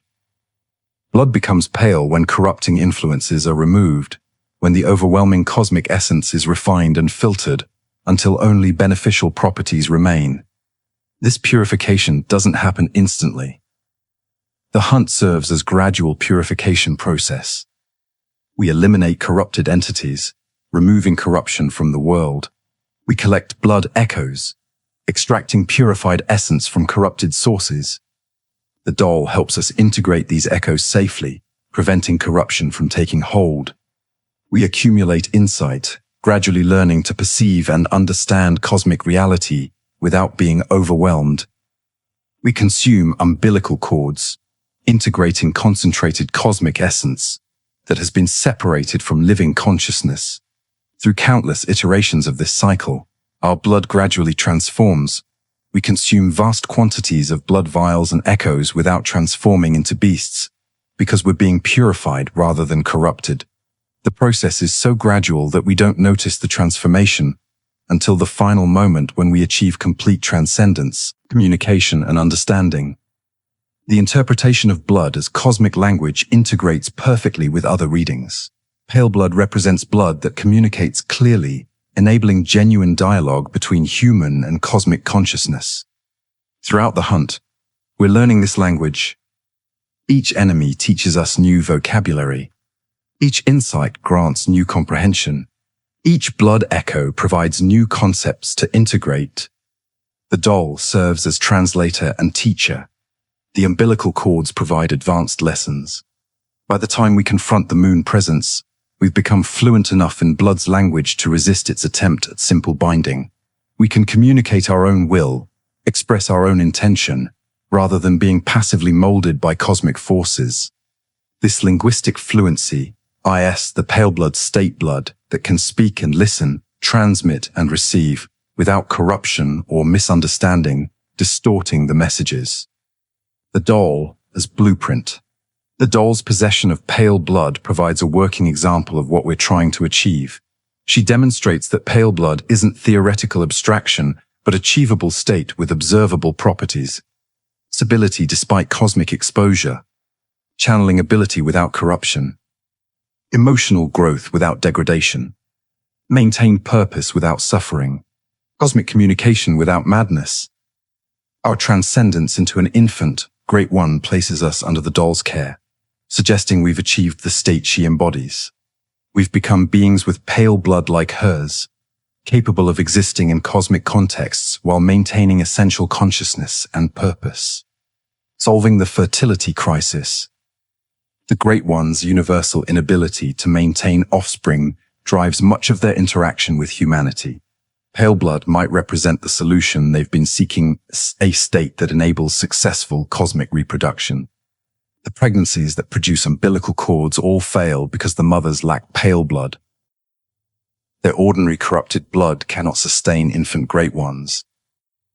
But if a mother possessed pale blood purified, stable, capable of cosmic communication without corruption, perhaps she could successfully nurture cosmic offspring. Our transformation into an infant Great One represents successful birth, specifically because we achieved pale blood state before transcendence.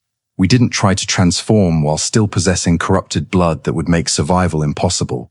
We purified ourselves first, creating conditions where transcendence could succeed. The historical connection. The Pthumerian knowledge about cosmic interaction provides historical precedent proving pale blood is achievable. Queen Yharnam successfully bore Murgo, suggesting she possessed or achieved pale blood state through Pthumerian techniques. Bergenworth's documentation of pale blood and the moon presence represents their rediscovery of this ancient knowledge. Willem's faction understood that achieving transcendence required rediscovering Pthumerian methods, while Lawrence's healing church attempted shortcuts that bypassed necessary purification processes. Our hunt essentially recapitulates Pthumerian journey in compressed form. We descend into the Chalice dungeons, literally following Pthumerian footsteps. We utilize blood gems, Pthumerian technology for safe cosmic power application. We face the same cosmic entities the Pthumerians encountered. We ultimately achieve what they achieved, safe transformation through proper preparation. Pale blood as state, substance, entity, and process. Perhaps the most comprehensive understanding recognizes that pale blood functions simultaneously as state, a condition of blood purity and cosmic compatibility that individuals can achieve through proper purification and preparation. Substance, the actual purified blood that exists in this state, physically different from corrupted blood in color, properties, and effects. Entity, the moon presence as embodiment or source of this principle, the cosmic power that can grant or facilitate achieving pale blood. Process, the journey of purification, learning, and transcendence that transforms corrupted blood into pale blood over time. These aren't contradictory interpretations, but complementary aspects of a complex phenomenon. Seeking pale blood means engaging with all these dimensions, pursuing the state of purification, transforming one's own blood substance, making contact with the moon presence entity, undertaking the process of gradual transcendence. The three endings as different relationships to pale blood. The game's three possible endings represent different degrees of achieving pale blood. Submitting to German. We've made progress toward pale blood but haven't achieved it. German mercifully releases us before we become too corrupted or bound to the dream. We return to waking world with some purification and knowledge but without complete transcendence. Refusing German but without umbilical cords, we've achieved significant purification and power but lack the concentrated cosmic essence needed for complete transcendence. We defeat German but cannot resist the moon presence, becoming its new servant. We've achieved enough pale blood to survive in the dream eternally, but not enough to transcend into Great One status. Refusing German with 3 umbilical cords, we've achieved complete pale blood state through full purification process. We can resist the moon presence's binding, fight it as equal rather than inferior, and successfully transcend into infant Great One. This represents full achievement of what seeking pale blood to transcend the hunt promises. The pale color's full significance. Throughout these interpretations, the pale color itself carries consistent meaning. Pale represents purity, blood that has been cleansed of corruption. Pale represents clarity, communication without distortion. Pale represents potential, the blank state from which transformation becomes possible. Pale represents transcendence, existence beyond normal blood-stained material reality. Pale represents the moon presence, the entity whose influence creates or facilitates this state. In a world dominated by deep crimson corruption, dark red beast transformation, and black blood of the most degraded victims, paleness stands out as fundamentally different. It represents the alternative to corruption, the path that doesn't lead to beasthood and madness, personal meaning. Ultimately, each player's understanding of pale blood becomes deeply personal. The mystery invites us to examine our own assumptions about transcendence, purity, transformation, and the costs of seeking power or knowledge beyond normal human limits. Some players might emphasize the moon presence connection, seeing the quest as ultimately about confronting cosmic power directly. Others might emphasize purification, viewing the hunt as spiritual journey towards self-perfection. Still others might emphasize communication, seeing pale blood as achieving mutual understanding between fundamentally different forms of consciousness. All these interpretations contain truth because Bloodborne's narrative deliberately supports multiple valid readings.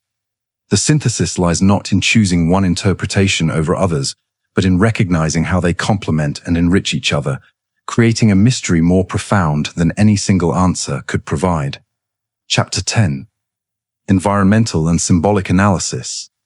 Bloodborne communicates meaning not just through explicit text and dialogue, but through environmental design, visual symbolism, and atmospheric elements that reward careful observation. Examining how pale blood manifests in the game's visual language provides additional layers of understanding. The color palette of corruption. Yharnam's predominant colors create an atmosphere that makes pale elements stand out as significant. The city streets feature browns, grays, and deep reds: earth, stone, and blood. These colors create feelings of weight, age, and organic decay. Everything appears stained, weathered, corrupted by time and blood. Clothing worn by Yharnam's citizens continues this palette. Dark browns, grays, and blacks dominate, with occasional deep red or purple. The overall effect is oppressive, suggesting a population drowning in corruption they cannot escape. Against this backdrop, pale colors appear supernatural. The white flowers carpeting the hunter's dream, the doll's porcelain complexion, the pale stone of certain ritual sites. These elements stand out as fundamentally different from the surrounding decay. The transformation after Rom's defeat dramatically shifts the color palette. The sky becomes pale, drained of its normal dark blue-black. This sudden introduction of paleness into the environment creates visual shock, reinforcing that something fundamental has changed in Yharnam's reality. Architectural symbolism. The buildings and structures we encounter encode meaning through their design. Yharnam's Gothic architecture, the city's Victorian Gothic style, creates atmosphere of religious devotion twisted into horror. Spires reach toward heaven while streets descend into nightmare. The architecture suggests humanity's attempt to reach cosmic heights while remaining trapped in material corruption. The Hunter's Dream Workshop. This space features cleaner lines and more open structure than Yharnam proper. The white flowers, well-maintained tools, and peaceful atmosphere create sanctuary distinct from the corrupted city. The Dream's architecture suggests possibility of existence outside normal corruption. The Chalice Dungeons. The ancient Pthumerian architecture uses massive stone blocks, alien geometries, and elaborate decorative elements. This style predates Yharnam's Gothic buildings, suggesting earlier civilization with different understanding of cosmic reality. The dungeon's architecture feels more honest about cosmic nature, less attempting to impose human order, and more acknowledging alien presence. The Nightmare Realms. Locations like the Nightmare Frontier and Hunter's Nightmare feature twisted, impossible architecture that defies normal geometry. Buildings lean at angles that should cause collapse. Space seems to fold in on itself. This architecture represents breakdown of material reality's rules, showing what happens when cosmic influence completely overwhelms normal structure. The progression through these architectural styles mirrors our journey toward understanding Paleblood. We start in Yharnam's Gothic corruption. We retreat to the Dream's cleaner sanctuary. We descend into Pthumerian ancient wisdom. We venture into nightmare cosmic revelation. We potentially transcend into new existence beyond all these structures. Lighting and illumination. Light sources throughout Bloodborne carry symbolic significance. Street lamps in Yharnam. These provide harsh, limited illumination that creates deep shadows. They represent human attempt to impose light and order on darkness, but the shadows reveal that darkness remains dominant. The blood moon. This cosmic light source casts pale, sickly illumination that reveals rather than conceals horror. It represents cosmic truth illuminating reality without human filters or comfortable illusions. The Hunter's Dream. This space features soft, diffuse lighting without obvious source. The gentle illumination suggests cosmic forces can create peaceful conditions when properly managed rather than fought against. Boss arenas. Many significant encounters occur in spaces with dramatic lighting, pale moonlight, interior candlelight, or eerie cosmic glow. These lighting choices emphasize the importance of what happens in these spaces. The pale light particularly matters. Throughout the game, pale illumination marks moments of revelation or transcendence. The blood moon's pale light reveals amygdalas. The pale glow surrounding certain cosmic entities marks them as fundamentally different from material beings. Pale light represents cosmic truth cutting through material darkness. Blood visual language. The game uses blood imagery extensively to communicate meaning. Blood vials. These glow with deep red light, suggesting concentrated life essence but also corruption. The red glow warns that even healing blood carries danger. Blood echoes. These appear as small points of light rising from defeated enemies, suggesting essence being released from material form. Their capture represents extracting pure essence from corrupted sources. Blood pools. Throughout Yharnam, blood pools in streets, drips from buildings, stains everything it touches.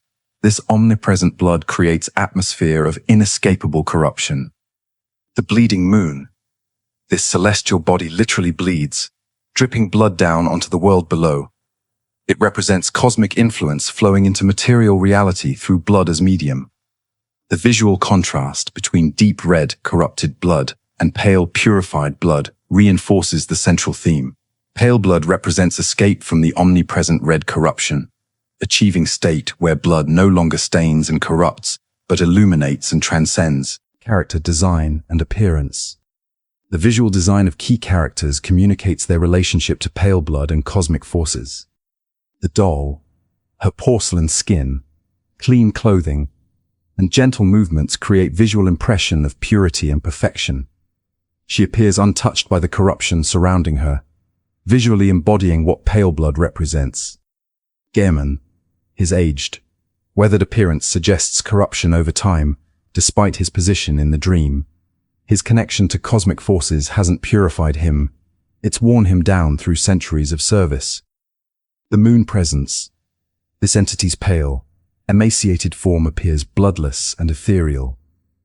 Its design creates impression of something beyond material existence, pure cosmic essence, without corrupting physical form. Beast form characters. As characters transform into beasts, they become larger, hairier, more aggressive in design. The visual transformation represents loss of humanity and embracing of corruption. Their dark, matted fur contrasts sharply with the doll's pale cleanliness. Kinform characters. Those who transform into kin, rather than beasts, take on pale, slimy appearance covered in bulbous growths. Their paleness might seem to connect to Paleblood, but their corruption is visible in their grotesque forms. They represent failed attempt at achieving pale purity. They've become pale through cosmic exposure, but without the stability in consciousness that true Paleblood provides. Environmental progression. The environments we traverse follow deliberate progression that mirrors our journey toward Paleblood. Early Yharnam. Dark, cramped streets filled with corruption. This represents material world fully corrupted by misuse of cosmic forces. Cathedral Ward, more open, with grand architecture suggesting institutional power.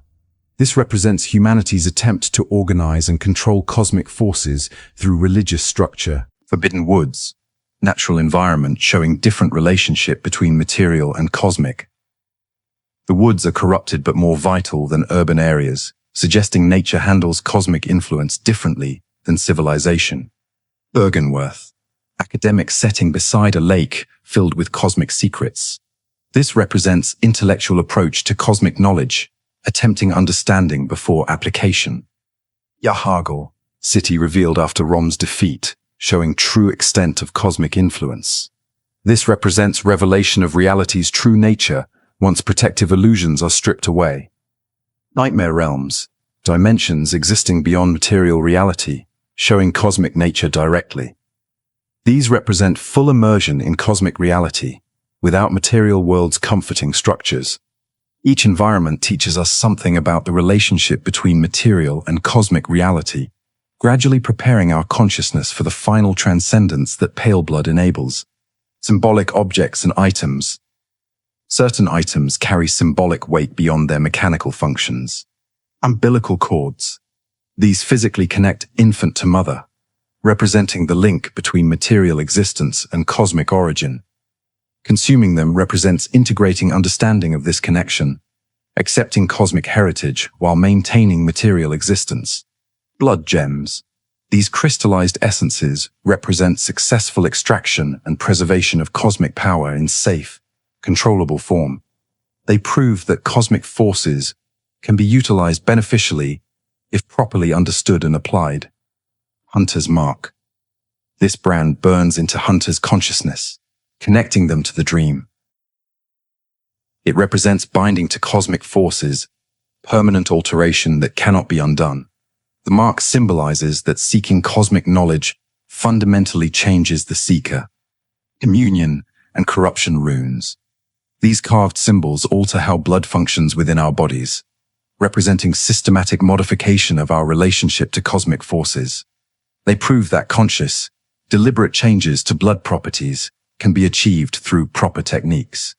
Madman's knowledge and Great One's wisdom, these items grant insight when consumed, representing concentrated cosmic understanding in physical form. Their different names suggest different qualities of cosmic knowledge. Madman's knowledge might be fragmentary and dangerous, while Great One's wisdom might be more complete and safer. Each symbolic object reinforces themes about the relationship between material and cosmic reality, the possibility of safe cosmic interaction through proper preparation, and the transformative nature of cosmic knowledge. The pale sky as central symbol. The pale blood sky revealed after Rom's defeat deserves special attention as perhaps the most dramatic environmental representation of what pale blood means. Before Rom's defeat, the sky appears normal dark, perhaps with distant moon.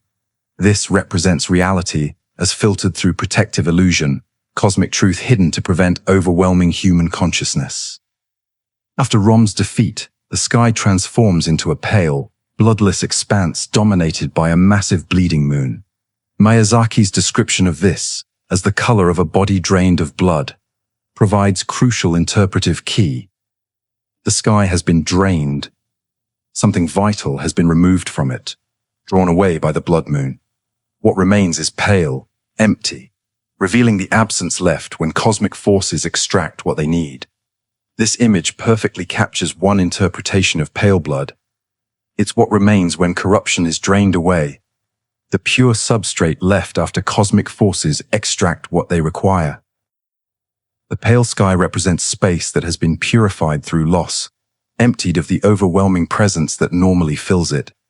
Yet the pale sky also enables revelation. With the veil torn away, we can see amygdalas that were always present. The paleness creates conditions for seeing cosmic truth directly. This suggests pale blood enables perception of reality's true nature, without the protective filters that keep most humans safe but ignorant. The note, "Behold, a pale blood sky," directs our attention upward, suggesting transcendence, requires looking beyond immediate material concerns toward cosmic realities above. Seeking pale blood means raising our eyes from Yharnam's bloody streets toward the pale sky of cosmic truth. As our comprehensive analysis draws to its close, we must acknowledge that pale blood's true nature remains as mysterious as when we began our investigation. Despite examining every reference, analyzing every connection, and exploring every possible interpretation, the central mystery persists, and perhaps it should. The ongoing vitality of discussions about pale blood, nearly a decade after Bloodborne's release, demonstrates the success of Miyazaki's artistic approach. A mystery that could be definitively solved would lose its power to inspire continued engagement and interpretation. By remaining partially opaque, pale blood continues generating new insights and perspectives as players bring fresh approaches to its analysis. What we can know with certainty, despite the interpretive ambiguity, certain facts about pale blood remain established. It exists within Yharnam. The Blood Minister's response confirms that whatever pale blood is, it can be found or achieved within the city. Yharnam isn't simply where our hunter happens to be, it's specifically the right place for pursuing pale blood. It enables transcendence. The note explicitly states, "Seek pale blood to transcend the hunt." Whether transcendence means escaping the cycle, achieving cosmic awareness, or transforming into a great one, pale blood facilitates movement beyond current limitations. It connects to the moon presence. The direct references in the lecture building and Bergenworth notes establish undeniable connection between pale blood and this specific great one, even if the exact nature of their relationship admits multiple interpretations. It relates to the pale sky, the transformation after Rom's defeat, and the note about the pale blood sky create clear association between pale blood and the drained, revelatory quality of the sky after the blood moon appears. The doll possesses it.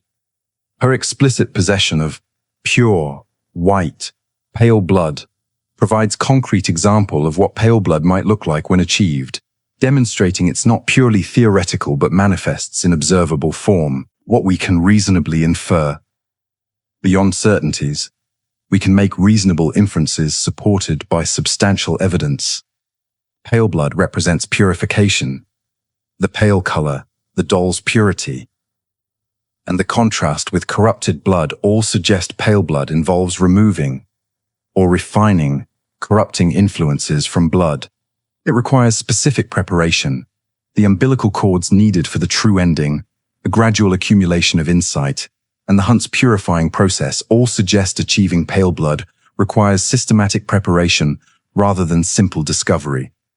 It solves the Great One's fertility crisis, our successful transcendence into an infant Great One that survives, unlike the dead infants from other pregnancies, suggests pale blood enables what normal approaches cannot achieve. Ancient civilizations understood it. The Pthumerian success at cosmic interaction, and Queen Yharnam's successful pregnancy, with Murgo suggest Paleblood or its equivalent was understood and achieved in the distant past. It's achievable through multiple paths. The different interpretations and approaches all leading towards similar conclusions suggest Paleblood can be reached through various means, rather than requiring one specific technique. What must remain mystery? Some aspects of Paleblood appear deliberately designed to resist complete understanding. Its precise physical nature, is it literally pale-colored blood, or does pale describe a quality or property rather than appearance? Its relationship to individual Great Ones. Does each Great One have its own Paleblood, or does a universal Paleblood exist that relates to all cosmic entities? Its origin. Has Paleblood always existed as natural phenomenon, or was it created discovered by ancient civilizations? Its ultimate purpose. Does Paleblood serve the Great One's agenda, humanity's interests, or some cosmic balance beyond either species' concerns? The process we've undertaken, our journey through this analysis, mirrors the hunter's journey through Yharnam.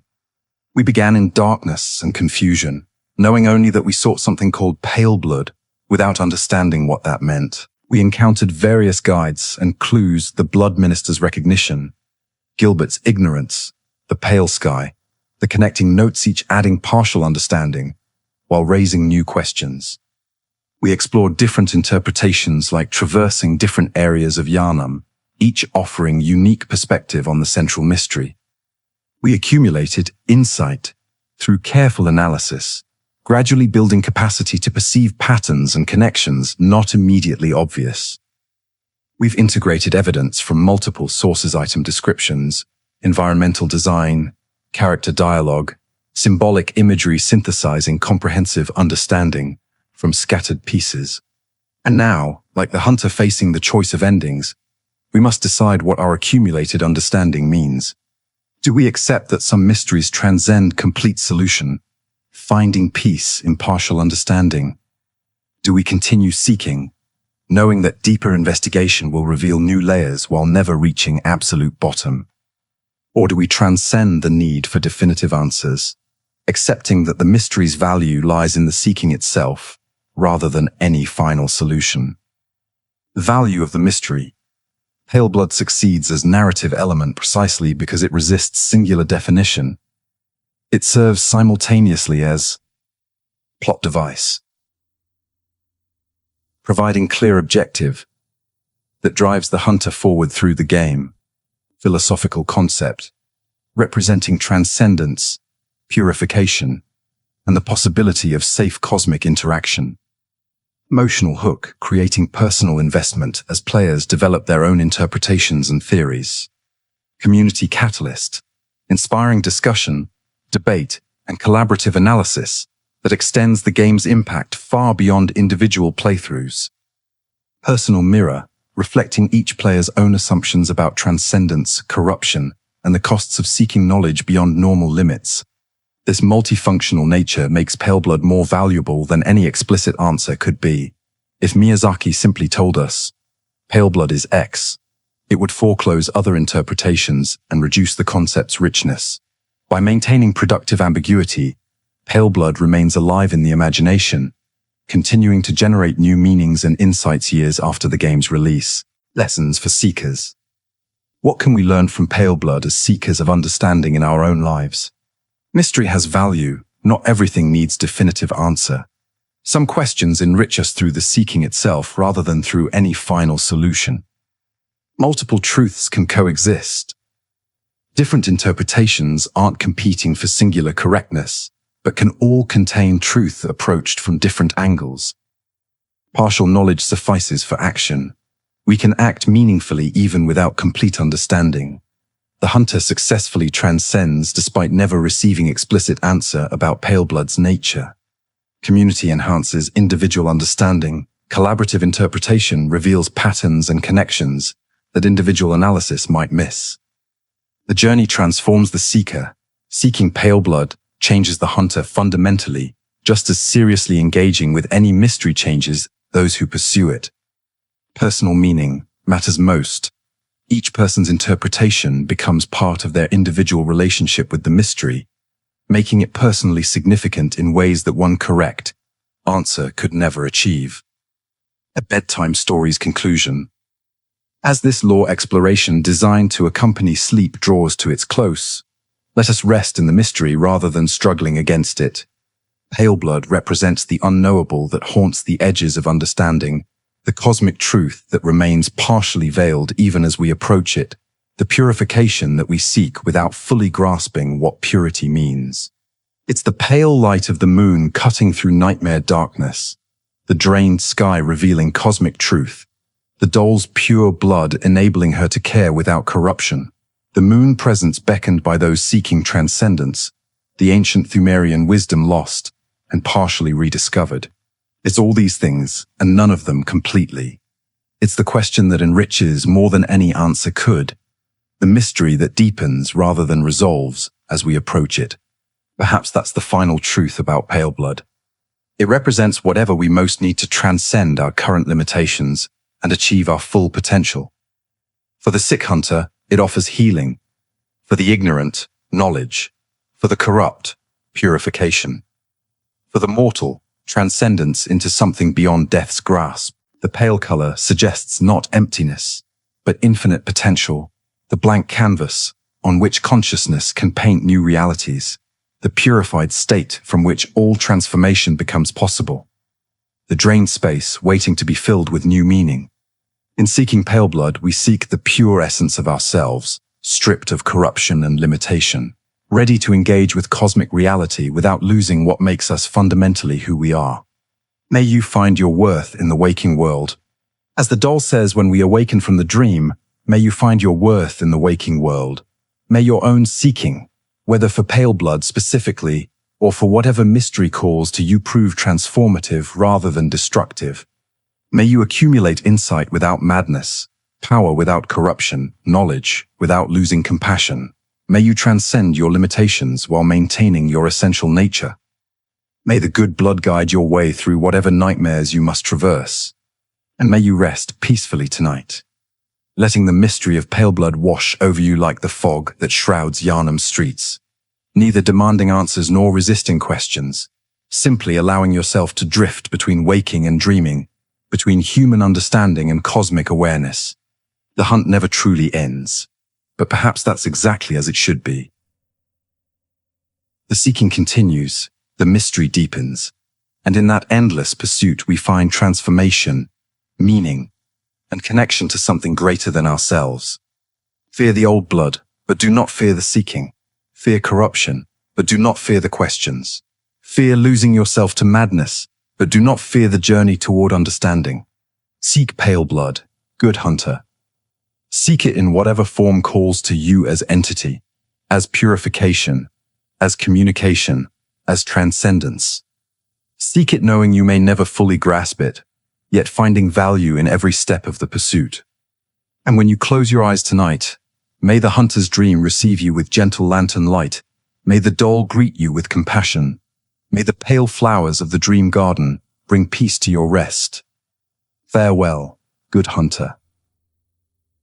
May you find your Paleblood, whatever that means for you. Even as we conclude this analysis, the hunt for Paleblood's meaning continues across the Bloodborne community. New players discover the game daily, bringing fresh perspectives to decade-old mysteries.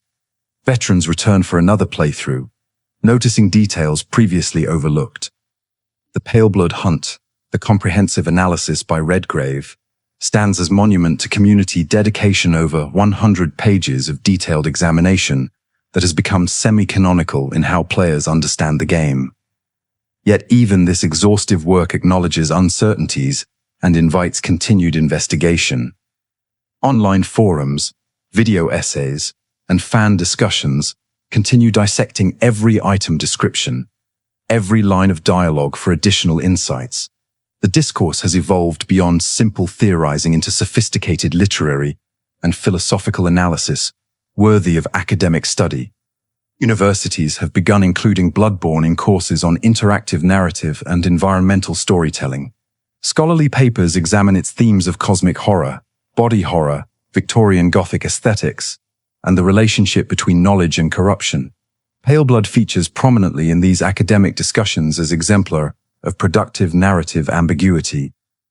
Game developers study Bloodborne's approach to storytelling, learning how mystery and player interpretation can create deeper engagement than explicit exposition.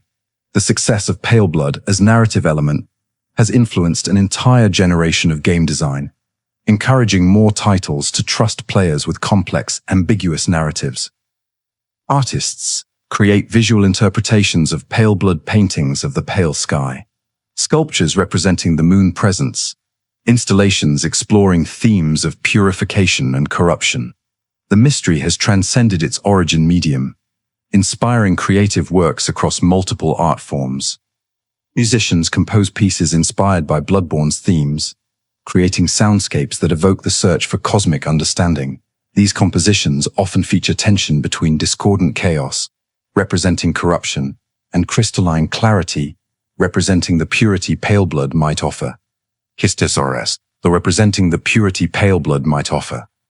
Cosplayers bring characters to life at conventions, with particularly dedicated individuals creating elaborate doll costumes complete with porcelain makeup to capture her pale purity. These physical embodiments of game characters help make abstract concepts like Paleblood more tangible. The modding community continues exploring Bloodborne's code and cut content, searching for developer insights that might illuminate Paleblood's intended meaning. While interesting discoveries emerge, they typically raise new questions rather than providing definitive answers, perhaps intentionally so. Speedrunners who complete the game in minutes still pause to acknowledge the Paleblood mystery, recognizing that even when mechanically mastering every aspect of gameplay, the narrative depth remains partially unfathomable. This creates interesting contrast: complete mechanical mastery alongside narrative mystery. Lore channels on YouTube have created hundreds of hours of content examining Paleblood from every conceivable angle. Each analysis contributes to collective understanding while acknowledging that no single interpretation can claim absolute correctness. The community has developed its own language and frameworks for discussing these mysteries. Eyes on the inside has become shorthand for achieving understanding of complex systems or hidden truths. Fearing the old blood represents caution about accepting information or power without understanding its source and implications. A hunter is a hunter, even in a dream, reminds us that our core nature persists, regardless of context or circumstances. Behold, a Paleblood sky celebrates moments of revelation when hidden truths become visible. These phrases, lifted from the game, now carry meaning in discussions far beyond Bloodborne itself, demonstrating how deeply the game's themes have penetrated community consciousness. The mystery of Paleblood has created what scholars call an interpretive community, a group of people bound together by shared engagement with a complex text that demands active interpretation. This community spans continents, languages, and demographics, united by fascination with Yharnam's cosmic horror. New theories continue emerging even years after the game's release. Someone discovers a previously unnoticed detail in enemy placement or item description, sparking fresh rounds of analysis and discussion. The mystery remains alive because the community keeps it alive through continued engagement. Some players have created elaborate documents mapping every reference to blood throughout the game, creating comprehensive taxonomies of blood types, sources, and effects. These scholarly endeavors treat Bloodborne as text worthy of the same rigorous analysis applied to classic literature. Others have focused on comparative analysis, examining how Paleblood relates to similar concepts in Lovecraft's work, in religious mysticism, in alchemical traditions, in other video games. These comparative frameworks enrich understanding by placing Paleblood in broader cultural and philosophical contexts. The mystery has even inspired real-world philosophical discussions about the nature of knowledge, the value of certainty versus ambiguity, and whether some questions might be more valuable unanswered than answered. Academic philosophers have used Paleblood as case study in epistemology and hermeneutics. As Bloodborne ages and new From Software titles release, some worry the community might move on and lose interest in older mysteries. Yet Paleblood continues attracting attention, suggesting its appeal transcends temporal trends. The mystery has achieved a kind of timelessness precisely because it resists obsolescence through definitive solution. New players encountering Bloodborne for the first time in 2024, 2025, and beyond will face the same mystery that captivated players in 2015.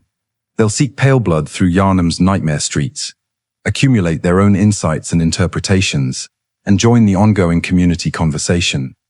This continuity across player cohorts creates something beautiful, a shared experience separated by years but united by engagement with the same fundamental mystery. Players from different eras connect through their common seeking, their shared fascination with questions that persist across time. The hunt continues, good hunter. It always has, and it always will. As long as there are hunters willing to seek, as long as there are mysteries worth pursuing, as long as there are communities dedicated to collaborative interpretation, Paleblood will remain alive in the imagination. Perhaps that's the final gift Miyazaki has given us. Not a story to be consumed and discarded, but a mystery to be lived with, returned to, discussed and debated and wondered about across years and decades. A question that enriches our lives not through its answer, but through the seeking it inspires. Sweet dreams, good hunter. And when you wake, may you continue your own hunt for meaning, understanding, and transcendence, whether in Yharnam's nightmare streets or in your own waking world. The mystery of Paleblood awaits. It always will.